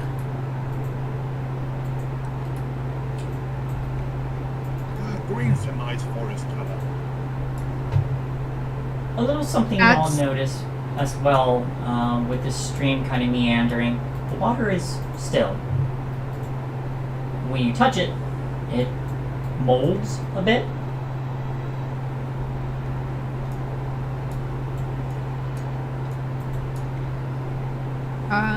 And then- Water's supposed to do that?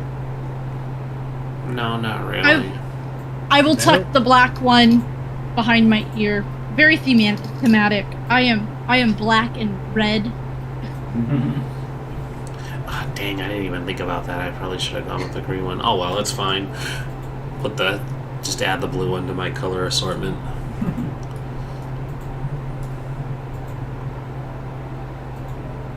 Shell, is the water supposed to do that? In the Feywild, that's weird, right? I mean, Not. what's this thing? So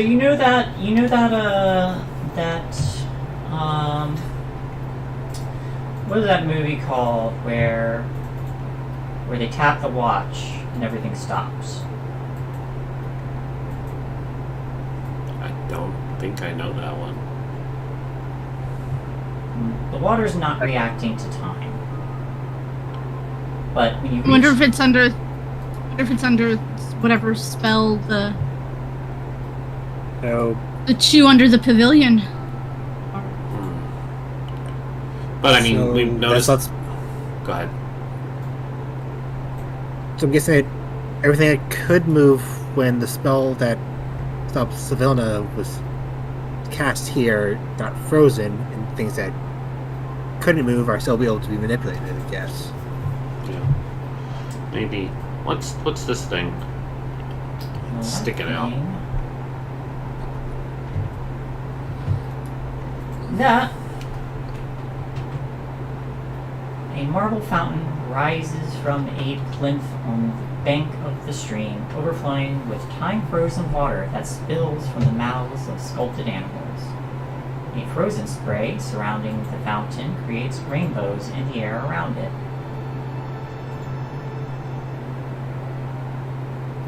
Oh, that's Some. neat. Are there Very pretty too. any mechanisms or anything that might indicate it's what's causing the time stop?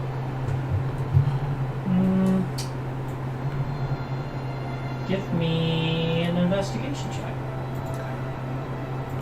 It's just a water fixture, so I'm just unsure. Whoop. 0! You have no. Hey, what's that over there? You immediately caught something else caught Zashir's interest.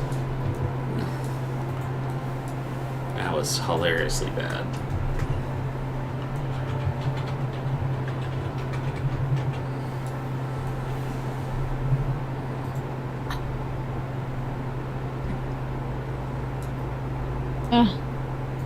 Looks like frozen water, Frozen right? water. I mean, it's very pretty. The rainbow is mighty nice.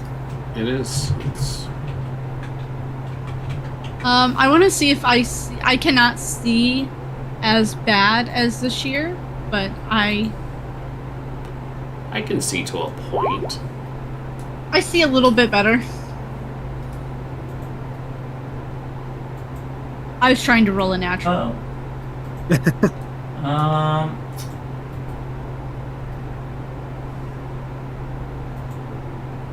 You don't notice anything in particular. There's some etchings that seem decorative around the fountain, but Does anybody know the true name of water? Agua. No, is that not it? Darn. Given your normal reaction, isn't it? Get it away from me! Help, I'm drowning. You know what? I haven't been splashed by water in a while. So. Did you want to be splashed by water? I mean, you've seen what happens when I get splashed by water. It's true. You know, having other bits to play with on my off time can be fun.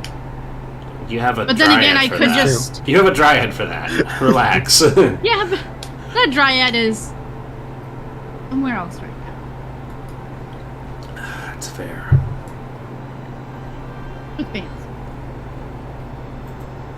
Yeah, you left her behind with an elf. I'm sure that'll be fine. Satyr, which is worse. Yeah, that's true. Satyr, much worse. But she needed time to grow. She's not the only one growing. Hmm. Heal. I guess I'll continue over this way. We're still searching this crown. Should I make a perception check? You can if you want. Are you looking for anything in particular? Yeah, the silver crown. Gotcha. The crown.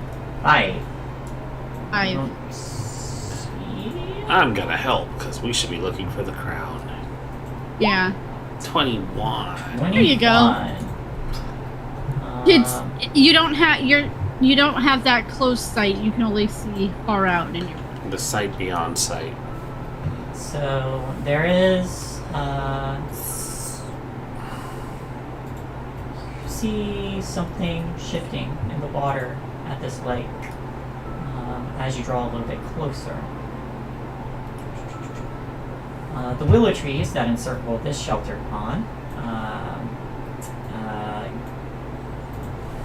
There are willow trees that encircle this sheltered pond.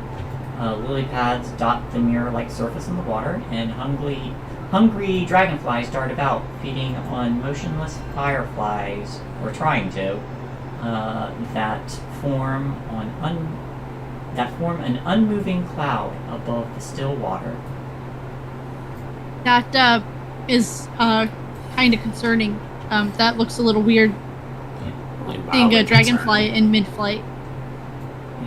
Like frozen in mid-flight. Frozen in mid-flight.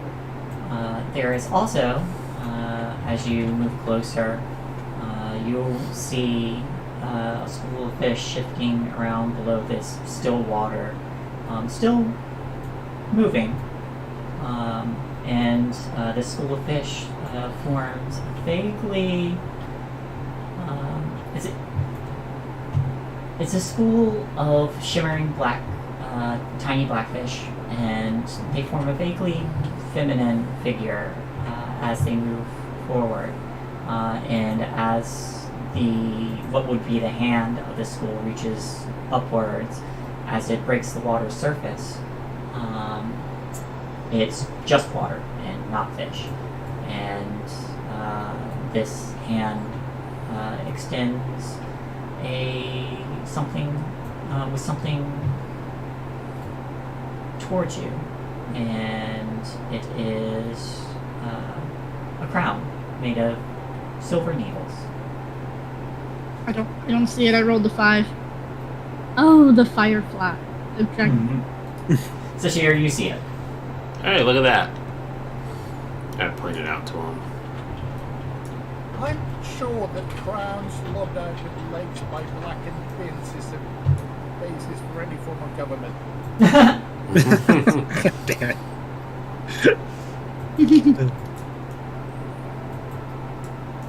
it. Tell go over and try to reach out to it. I'm being repressed. Probably not the best ideas. You reach for it? Yep. Okay. You take the crown.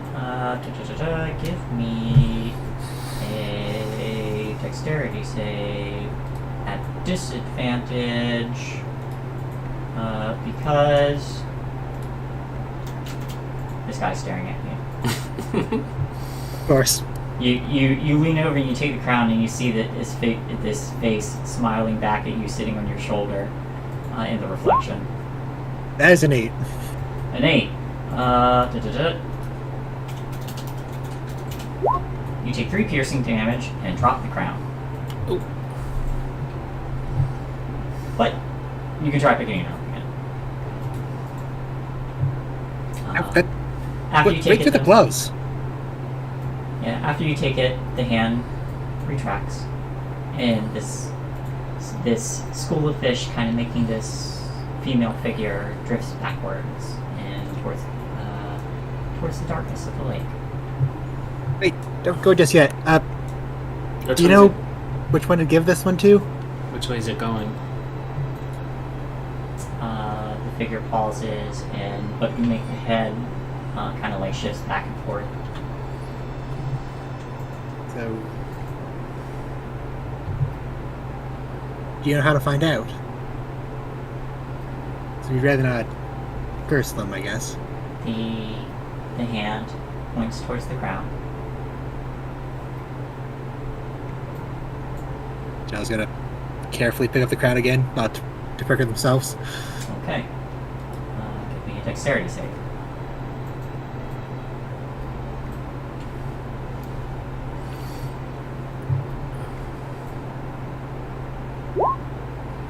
Thank This you. time, you're much more mindful of it, and you're careful to reach around the thorns. And as you pick it up and hold it for a minute, you hear a voice on the wind.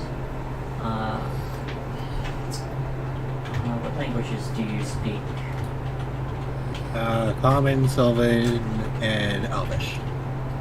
You hear it in Sylvan, and you hear the beginning of whenever, the end of ever after, the start of an age, the finale of every moment, the first in history.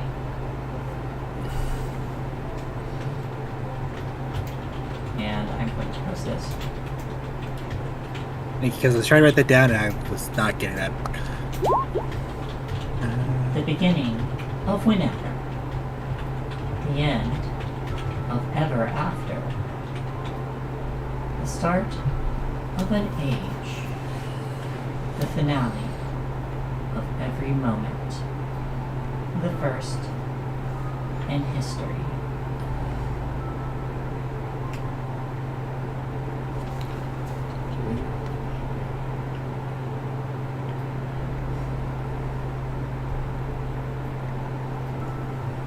Okay, so the beginning of whenever, the end of ever after, the start of an age, the final of every moment, and the first in history.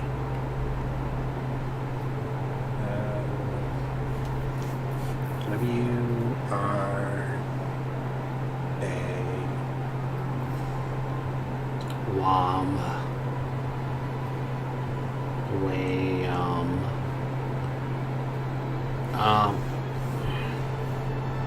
whenever, ever, after, age, moment, history, they all relate to time. Wrath.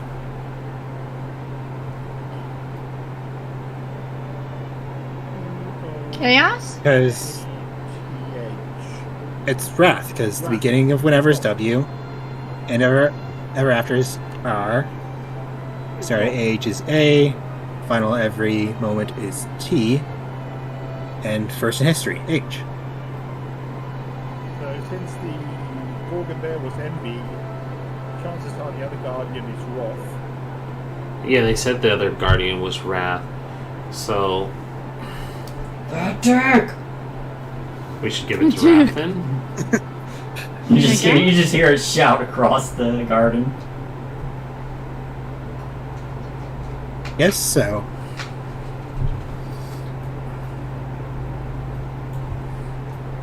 Which makes sense since we knew the flowery one was for envy, so... I mean, I guess we go find this other lion. Iron lion. Lion.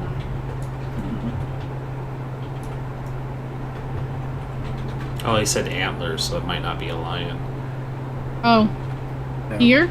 Stag? That's potentially true. Is there another tower like there was on the other side?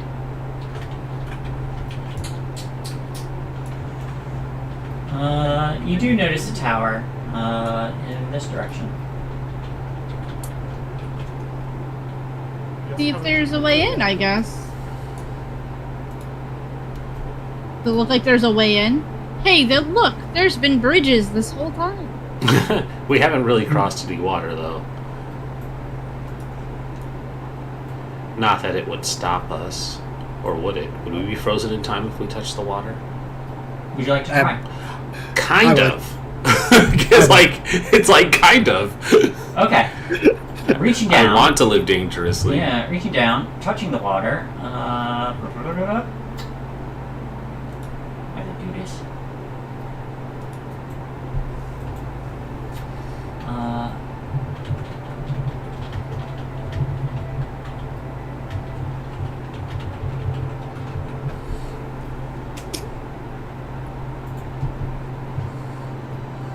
When you experiment with the water, it yields. Unlike the people who are frozen in time, the water moves to your touch and then stops moving when you don't touch it. Kind of a little bit like clay. And then when Oobleck? if you, sorry, Like Oobleck? like Ubik. Yeah, the solid and liquid at the same time. Yeah, Except yeah, reverse. like that. And then when you take water and separate it from the rest of the water, it becomes water again. So it's a temporal stasis on the water itself, the body of water, not each individual part of it. So you get what? Curious. Yeah, what do you think you can run across it as well? Well, now that I'm seeing that it's whatever's in contact with the main body of water, probably not in our best interest. Yeah. I totally could if I wanted to, but I don't want to be frozen in time. And then I run across it. Okay. Yeah! You run across it and leave footprints in the water. Okay. Anything bad happen when I run across it? Nope. You leave footprints in the water. Alright, I'm gonna catch up to him over. Alright. Is there a way in? I don't see us. The base of this tower is 10 feet higher than the rest of the garden. While there doesn't appear to be a door on this side,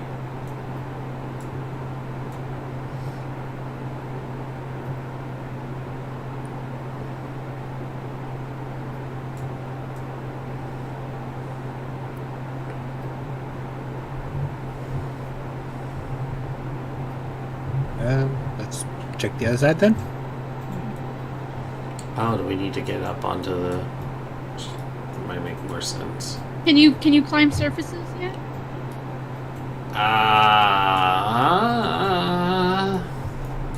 I don't think so. you all see Happy drinking from the fountain Oh no! back there. No. Happy. Are they okay? You need your help, buddy. Happy's eye stalks kind of turn around and they say, I'm on my way. Yeah. Speak. Has that snail always been able to talk? Nope, just learned how right now. Hugging it. Is Hugging that- Happy. Is that magic water that makes you smarter? I think that's magic water that made me smart. I'm gonna drink some of the water. Make an intelligence save.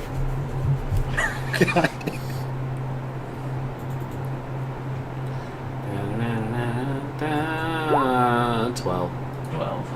Let's see.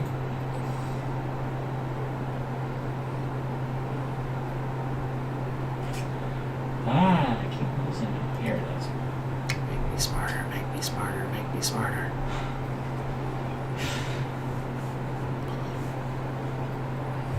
Your intelligence score drops to 3, Oh god damn it. and you gain the following flaw that supersedes any conflicting trait. I have the disposition of a wild animal. Oh god. Oh no. Dear. Okay. Oh no, I think I've switched scores with the share. It went from an 8 to a 3, so maybe. So Just gonna start sniffing Chell. we yes? we went from one of Kay's characters to the other.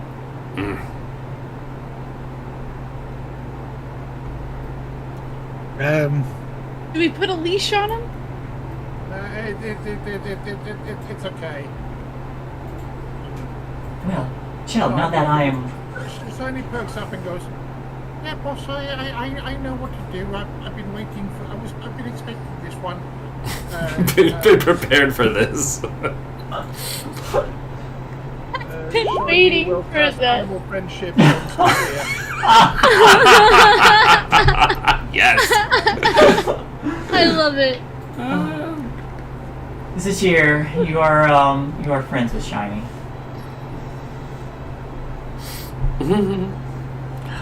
I look at Shiny. Oh, I don't know if I can speak with a 3. I don't Can't think speak so. with a 3.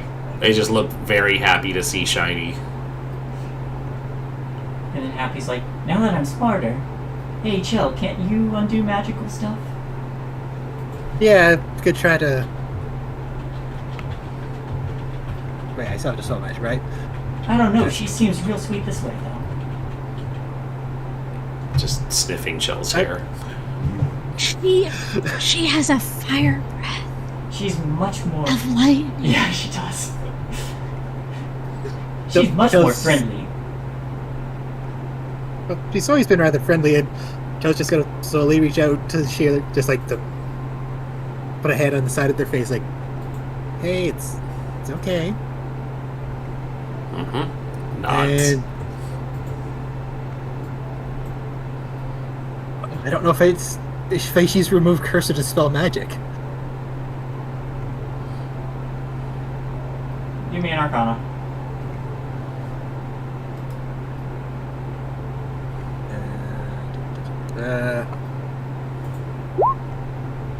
13. 13.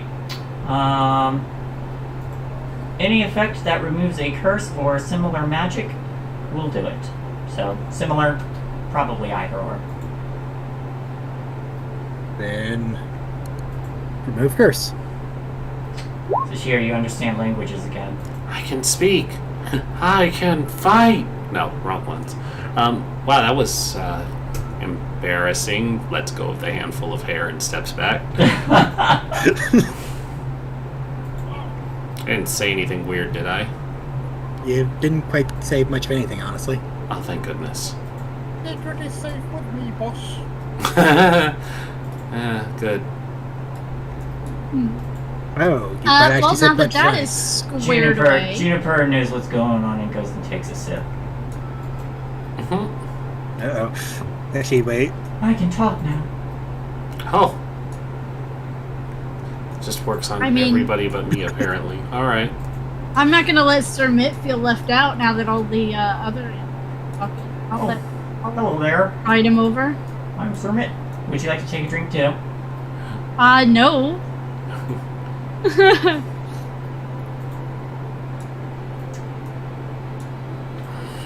Punch goes. So, Punch goes. Punch goes? Okay. Punch takes a drink. Right, Sir Mitt. Let us ride the bridge. Aye, Captain. Happy, what we did need, though, was we needed a way up onto the rampart. Punch returns and looks at you, looks at their nails, their claws, and says nothing.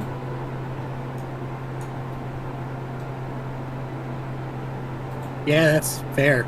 Honestly, it's.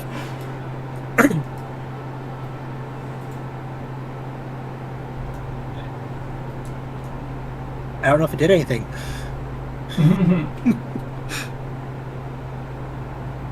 You want up? You need to eat more human. Wait, is there Was there- is there a I- comma in there?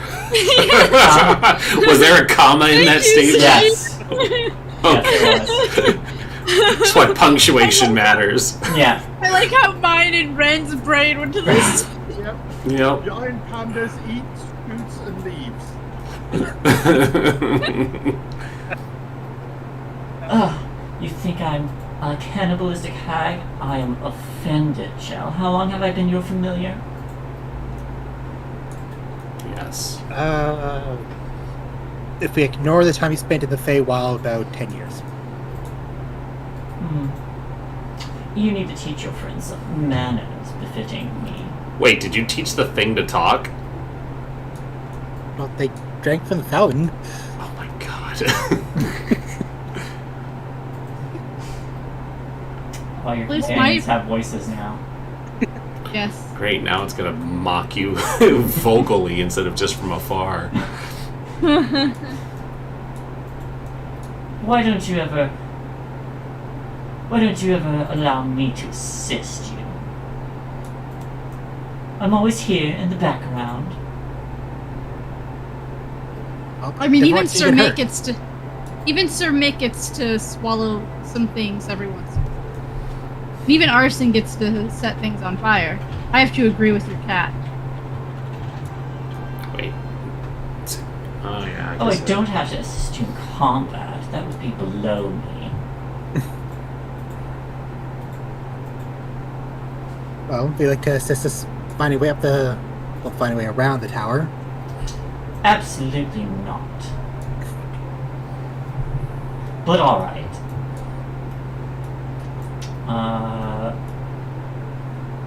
Punch How high up prowls. is the tower? It's about 10 feet up to here. There appears to be a walkway, and Punch starts scaling, climbing on the vines and everything. I'm gonna ride Happy up. And He'll help him happy passes- as well. A moment passes before in your head telepathically, because this is a familiar. Well, are you going to look through my eyes or not? Yeah, I was gonna look through them. You look through their eyes, and you see a door. There's a door up on the walkway. And I'm guessing there's a sign on it as well. Yes, it says Wrath. Alright, it's Did you find it? Is it the right one? doesn't make it. Yep, just up there. Alright, Happy, let's go. Yeah. You got it. Happy goes vertically up. And There, I'll you just see a wait door. down here. He can't jump it?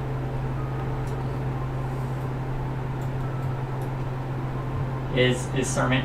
Are you gonna have Sermon kind of like? Oh yeah, he can do Would a you like me to standing hop? leap of 20 feet. Yes, he can jump. There we go. Oh, did hop on happy. I had to double check. I didn't. Did anybody remember to grab Uncle Constantine? Gracia. We grab him as Happy slowly passes by. Okay. And the rest of your companions remain below. Pull up. Yeah, this seems a little bit silly, so I'm just gonna. Can I remove this part of the? I can. I'm just gonna remove this. There we go. Yeah, we don't really need this. Actually see over the edge of the parapet. Yeah. Okay, let's go place the crown of thorns on. You're talking against this here. I must be getting old. I just can't keep track of Oh, this elsewhere and Chell fixed it. We're good. Shell. Let's open up the door to the Wrath, which is Alright. You open up the door to the Wrath.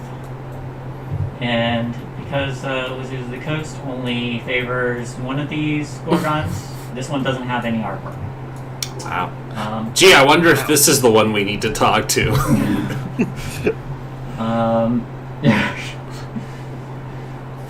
Five letters appear before you, made of iron, that spell Wrath.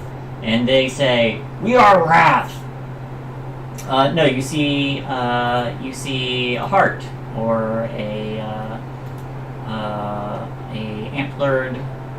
antlered deer that stares down from the marble pedestal, pawing at the ground angrily. Strewn about the pedestal are a dozen empty baskets, and they say, "We are Wrath." I am Chell. This is Pod. Neil Chell! Hey, how does the other one have a picture and this one doesn't? I don't know. Wizards of the Coast. Wizards of the Coast decided this isn't the one. They No. gave us No, clues. Do they have any grapes? Ha! I get it. Do they Good. have any dingleberries? Wrath is pleased. Furiously pleased. We are glad that you're pleased. What brings you to us? Well, We bring a gift. Wrath Oh, enjoys gifts. Wrath would like berries. Bring Wrath berries! And they nudge an empty basket towards you. What about a crown? Berries first. Wrath enjoys berries. Where's I a guess we could druid do when you that. need one? Or a berry bush. We passed all sorts of berries on the way. If you hold me down, I'll go get some. Let's get them some berries. Okay, yeah. Lower Constantine down to get some berries. Alright. Easy enough. Give me a survival check, or nature check, yep, thank you. You collect a basket full of berries, and are able to bring them back. And when you bring them back to this Ironheart, Wrath begins to sniff the berries and then begins to chew on them with their iron mouth. And goes, we are pleased! What can Wrath do for you? Well, do you know if you're the one that's supposed to have the crown with the pins? We don't know!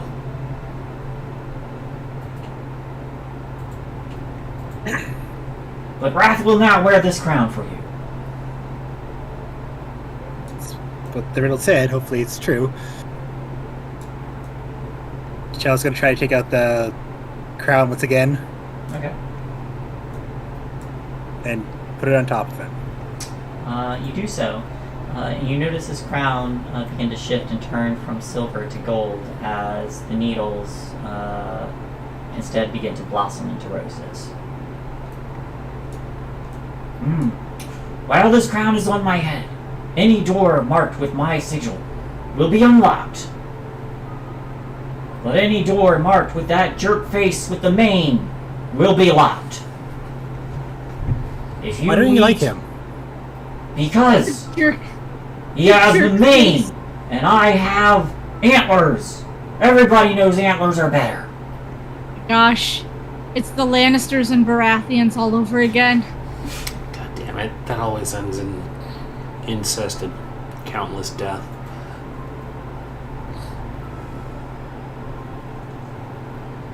Nobody get married. This is looking at Shell.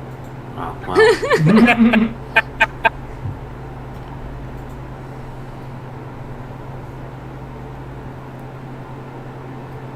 You heard him. No marriage. If you need to change the locks on the doors, you can switch the crowns.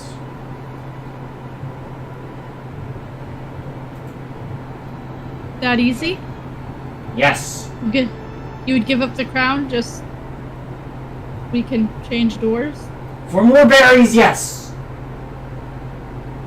There's a plethora of berries out in the garden, right? Yes. Yes, there are a plethora of berries. That should be easy enough then.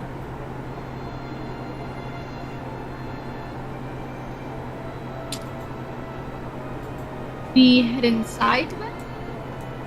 Yep, you all do see a door here. Let's try the door. Presuming you're doing really pretty. Zooming, zooming. Alright. What are we gonna do about, they look down? Them. Well, if we can get round to the balcony or whatever, we can head down and gather back up there and maybe those big doors. What looks like this is a big set of doors. With the, Yeah, I see them. I see the doors in the front. So, do you think we maybe took a shortcut? You did scale the wall with the giant snail.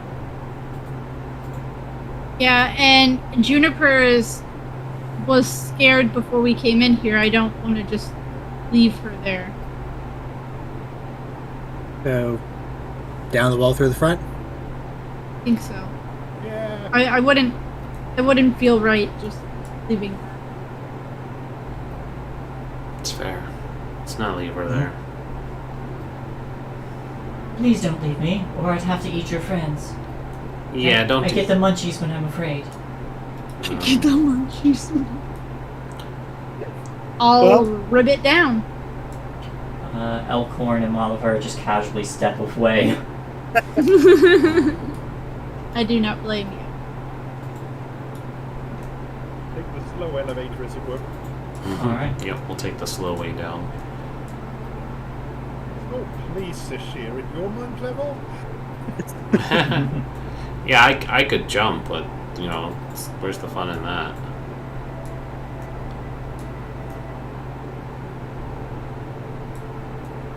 Jay, Yes.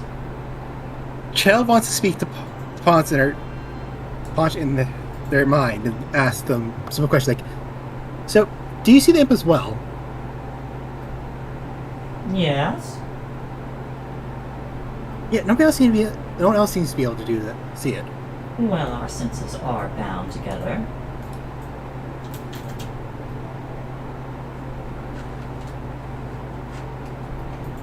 Yeah, it's just right there. They just smile at you.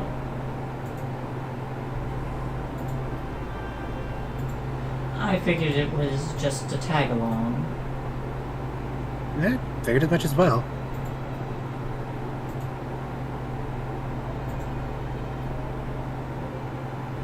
You There never we go. really did to try to look into it, did you? Something else always came up, really.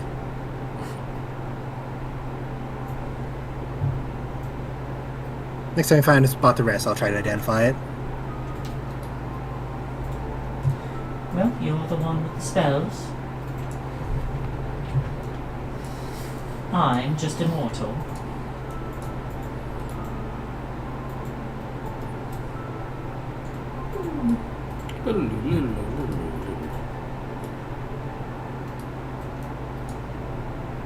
Then, once everybody's down, we'll start heading to the door. Alright, Big door. you'll look free to move. I will lead the way Do-do-do. as I move the snail as well by accident. Sorry, those who are still riding the snail. We fall toward this. You don't have to pull it by its eye lobes. There you go. Oh, all the way up there. Are we supposed to see that stag? Yes, because it is an indicator. You approaching this door, it is engraved with the heart's symbol. I can show you again because that Wizards of the Coast only likes lions for some reason.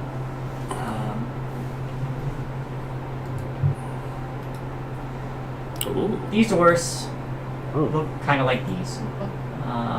There's, instead of the lion here, it's the engraving of a heart with a crown on its head.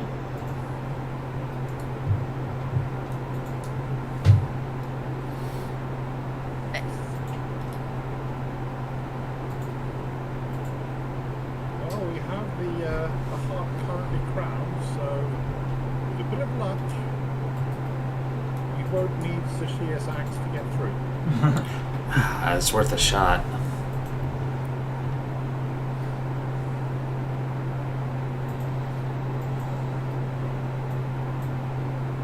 I will try and open the door. And it's unlocked. Hey, it worked. Not today, actually. Why do I keep getting shiny?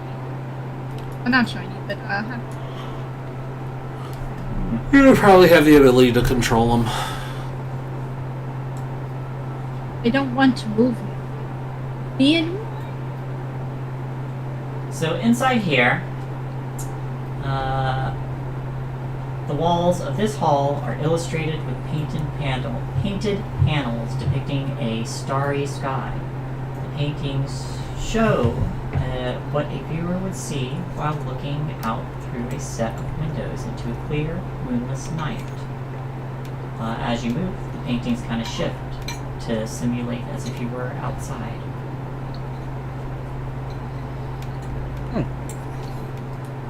We pick a random door.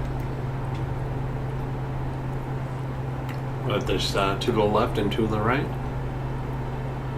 Ikasia, could you do minor illusion, make a little moon in the little sky there? That's no moon. I've heard of ice following you, but stars doing it is just weird.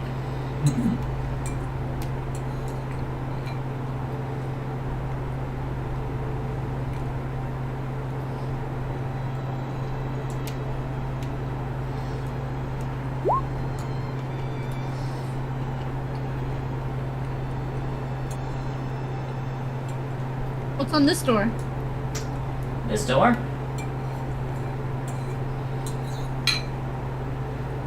It's currently unlocked. I will open it. You open it. And Oh, what you see before you. As you swing open these doors, looking out from a stone balcony, there is a massive courtyard open to the twilight sky. There's no visible floor. Instead, there's just a vortex of dark clouds that churns below. A marble tower is rising from the maelstrom and is encircled by 7 turrets. 4 stone staircases extend from the outer areas of the palace to the tower, each one part of a buttress that spans the void and stabilizes the tower. Below, you see in this vortex lightning arching between it. I don't like lightning. I won't take it. So this door and that door down there are balconies, and it's a void of lightning. There's a tower in the middle. There's a bridge. Down.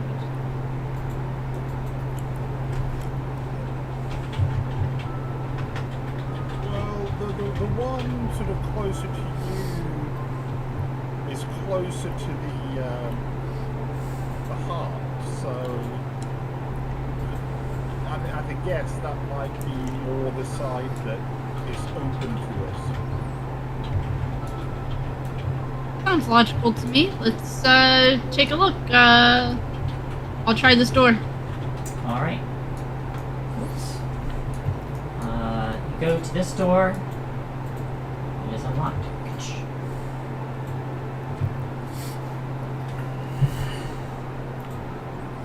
In here, Or enough so that everybody.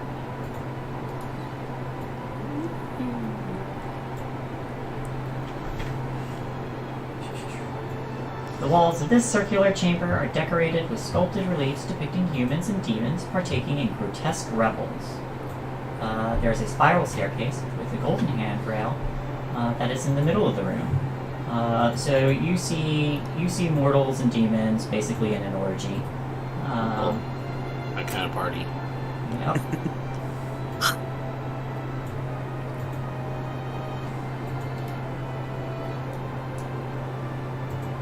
And you have a set of stairs here and spiral stairs here. way would we like to go? Up or down? Or across. Well, that's what I meant. Oh, okay. I think maybe across. Just try to look through this level before we go on another one. Maybe. Both stairs go up. Just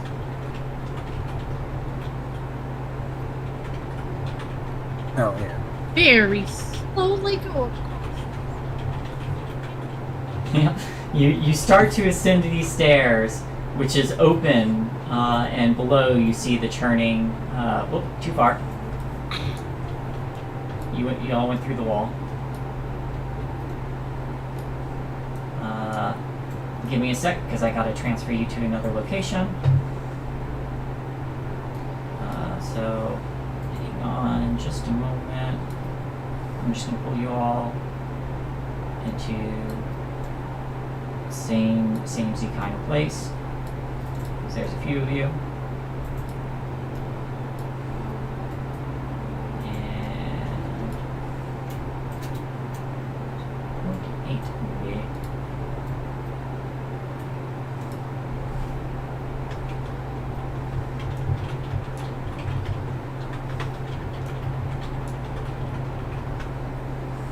Oh, okay.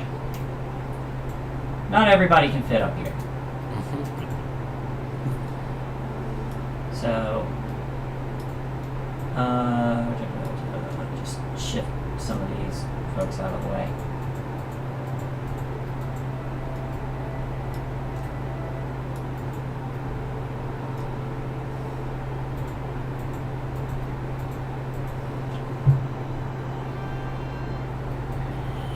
All right. Pardon me, ma'am. I just need to remove my hat. There we go. Nesting doll time. Yeah. All right. So, I'm just arranging you so you all have, so you all are effectively up here.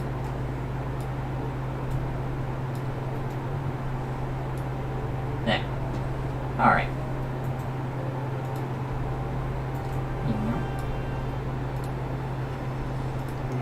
There we are.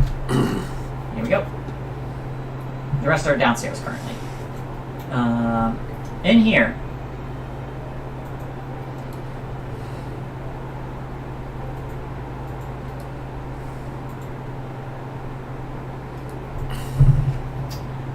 In this chamber.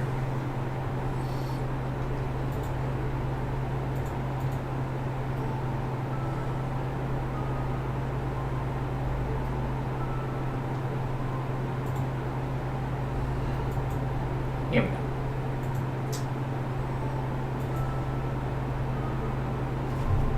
There is an enameled white coffer that rests on a black basalt pedestal in the middle of this room.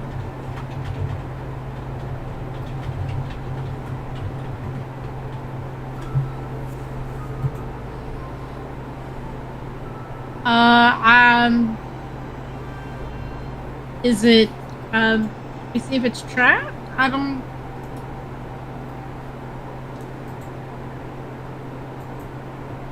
My eyes don't work so good. I'd like to investigate for traps. Make an investigation. 12. 12.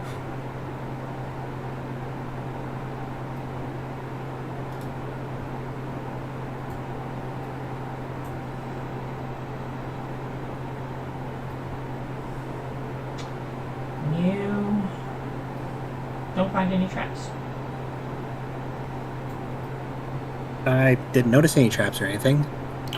That's usually a good sign, though. Then I guess, open it? Certainly. I'll open What's it. inside? It probably qualifies as an altar, so Opening the coffer, there's a plum-sized jewel made of red crystal that just kind of rests on the pillow inside this, inside, and it hums faintly.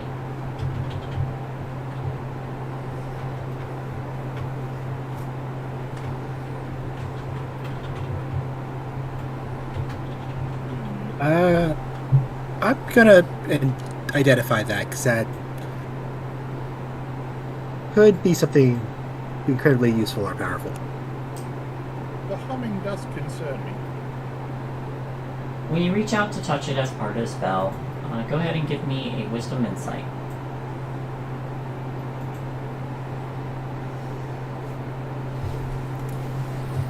You said insight? Yes. I'll give you advantage because you're using identify. 17. 17.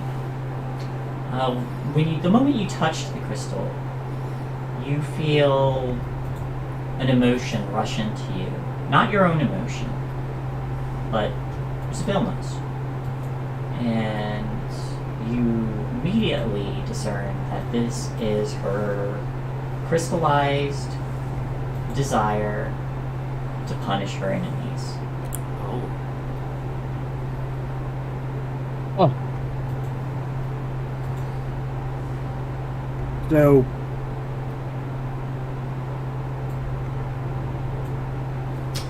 Chell just kind of You standing there with her mouth open bit. Yeah, you can also, and like you are feeling that emotion, her own emotion. You can also,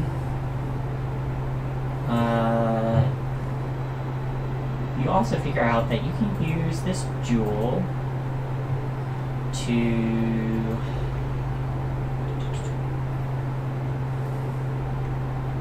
Here we go. You can use this jewel to cast Conjure Fae. What kind of Fae it is, you're not sure. Well, no, you cast Identify. You can conjure a Fae named Winky, the Blink Dog. Aw. Can't replace my blink dog like that. Mm-hmm. I'm sorry, this is the wrong one. See, I knew Why it. is it in the wrong spot? Like, I went to the correct spot and it said it was this one. No, this one, you can summon Cinch the Ruthless, a red cap. Oh. But you know that Blink, you all know out of character that Winky is somewhere in here. Somewhere in I don't know that they necessarily get along with Huey, Louie, and Huey, the three pixies that I here. can get. No, probably not. I'll just have to switch their places. Because they were placed in the wrong spots. Chell's just gonna very carefully pick it up. So, this is Savilna's desire for revenge on the hags, and it can summon a red cap for us. Whether they'll be friendly Could you to us. Could you imagine making a red cap attack what's her face? The wooden one? The rockin' chair lady? Mm-hmm. Scabatha? The irony. I would be delighted to watch that.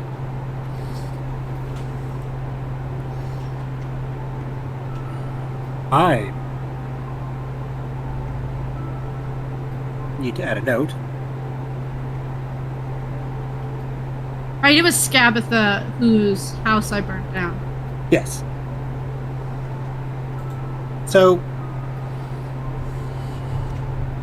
pretty sure I'll use this for that when we face her. Do I know if the red cap will be friendly towards us or? As per the Conjure Fae terms. Which is, yes. Yes. I think the only one that's not friendly is Summon Demon, or Summon Lesser Demon. You summon a Fae creature, such and such. This is a specific Fae creature, so Fae creature disappears when it drops to 0 hit points or when the spell ends. Lasts for up to an hour. It is concentration. It obeys your verbal commands that you issue, no action required, as long as they don't violate its alignment. If you don't issue any commands, it defends itself from any hostile creatures, but otherwise takes no actions. If your concentration is broken, the Fey creature doesn't disappear. Instead, you lose control of the Fey creature and it becomes hostile towards you and your companions, and it might attack. An uncontrolled Fey creature can't be dismissed by you, and it disappears after an hour. As long So, as you can maintain concentration. That is Yes. nasty. So we silence her. I summon the Fae. Then it kicks her out. Yeah. And then we hope you don't take any damage for an hour.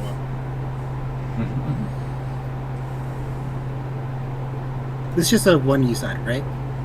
yes. Okay, gotta make sure I have that written down as well.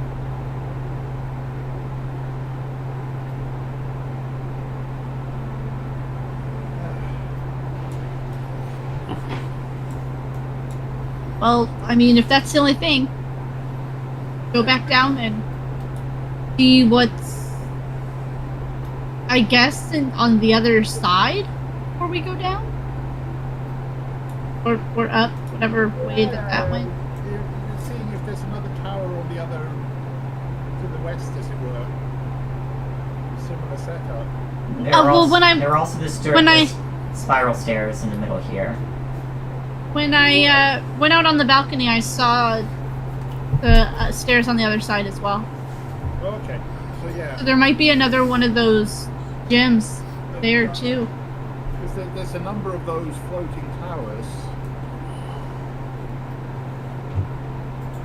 I'll go to the other side. Try and do the Pokemon and get them all. I mean, the more help we have. More. Alright. We need all of the things. Is this door unlocked? Yes, it is. You open the door. Get on the Similarly, this room also has painted depictions of demon orgies and other Why didn't we just come straight to Unsightly this acts. place? This sounds amazing.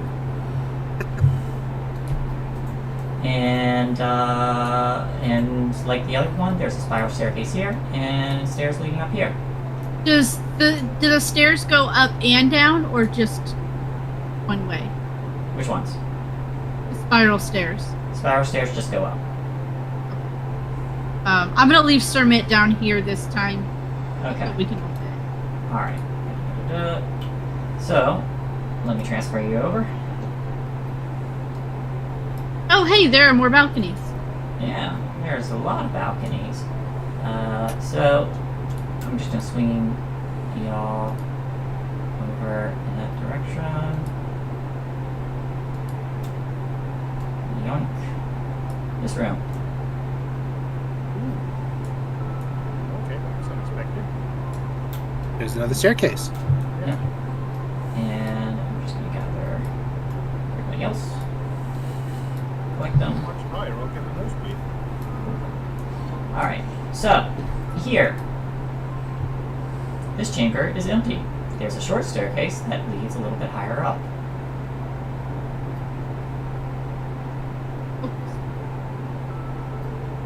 Okay, considering where I can go, I guess we're heading up. Looks like it. Alright, so here.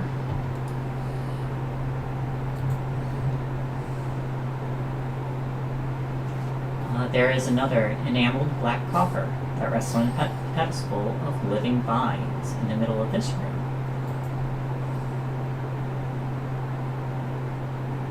There's another jewel up here. Oh, hi, Shell. Sorry, I didn't see you walk right past me. Hey, we're all in here now. Can you see how great this room is? Let's I open the think thing. that I would be overplaying Kostia's wisdom if at this point Kostia didn't just walk forward and open up the case to lift up whatever is inside. Kostya just walks right up and opens the case. There is a lustrous black gem.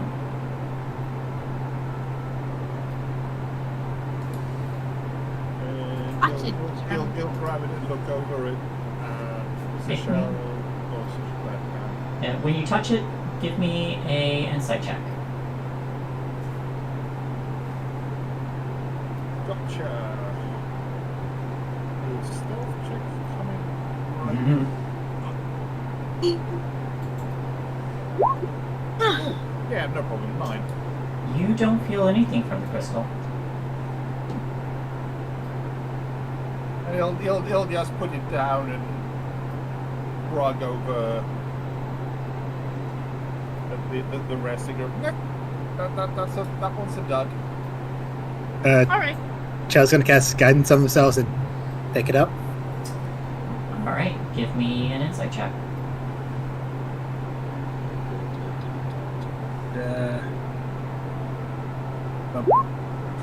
Natural 20. Nat 20.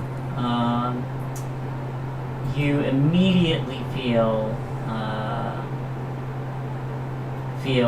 the desire coming from this crystal too, and it is Sibilna's crystallized desire to remain hidden from her enemies.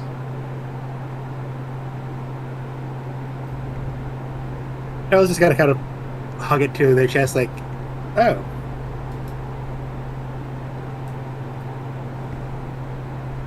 With that nat 20, could I try and actually to put a sense of feeling into the gem to hopefully send it through the gem to Sibilna? Sure, give me a charisma check. Are any of these gems that are talking to you, telling you her name? 20. And didn't use guidance yet, so that as well. 21. Okay. These gems aren't talking to you. They seem to be crystallized emotion, particularly desires. Okay. Trying to draw more from the gem, you get a sense of two things. One, this one summons a lovely lady named Frogspittle. A kindly old lady who's just there to bake you cookies made out of people.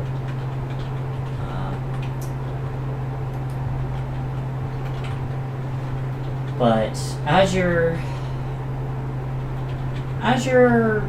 trying to draw more from this gem, there's thousands of obscured faces that represent these various enemies that Sibilna has, many of which you sense are demons. And there's one figure that stands out among them a little bit, just for the briefest flicker of a moment. Blue-skinned, horned, chiseled body, and that's all you get.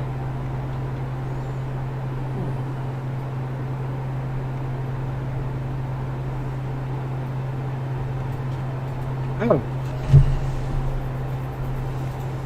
Very handsome.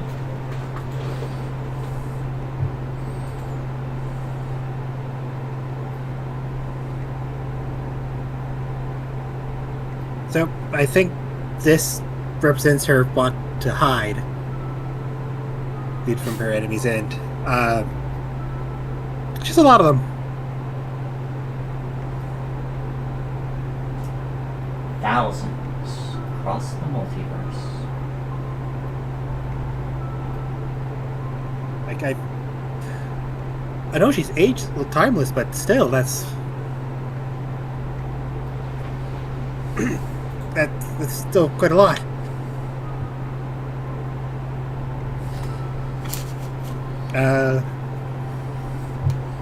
Because I can't identify the other one, do I know how to use this one to summon, or? Conjure Fae. You conjure a green hag named Frogspittle.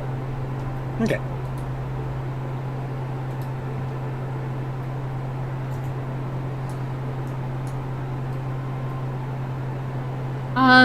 Should we go down? Yeah, there doesn't seem to be any other way up, so. Alright, we'll return to the floor below.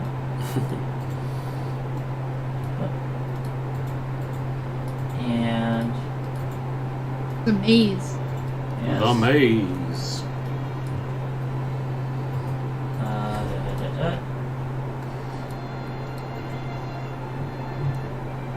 Here you are.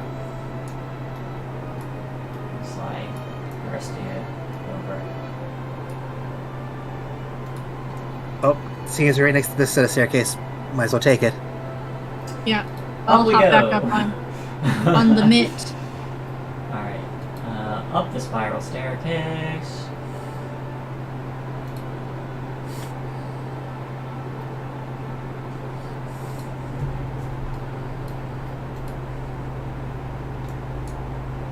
Takes you. Just gotta fit you all in here. It's fine. I'll just have them over here for now.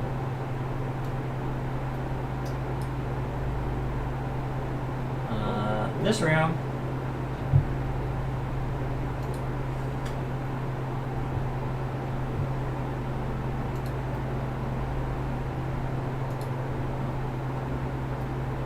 Really? Way down here. Okay.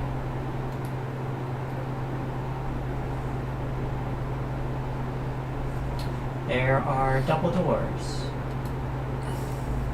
That's all.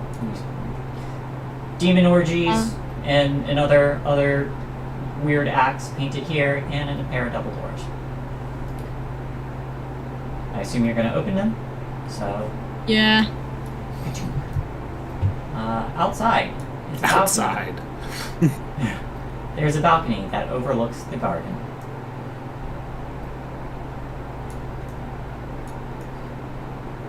Okay, it's just a balcony. Does it go up anymore, or Nope. guess we're gonna go back down? Yep, Yep. and the other way. Hmm? That's neat the way they defocused the map. Guess we went up a ways. Yeah, it's a very large. Most two biggest floors are most of it. But there you go.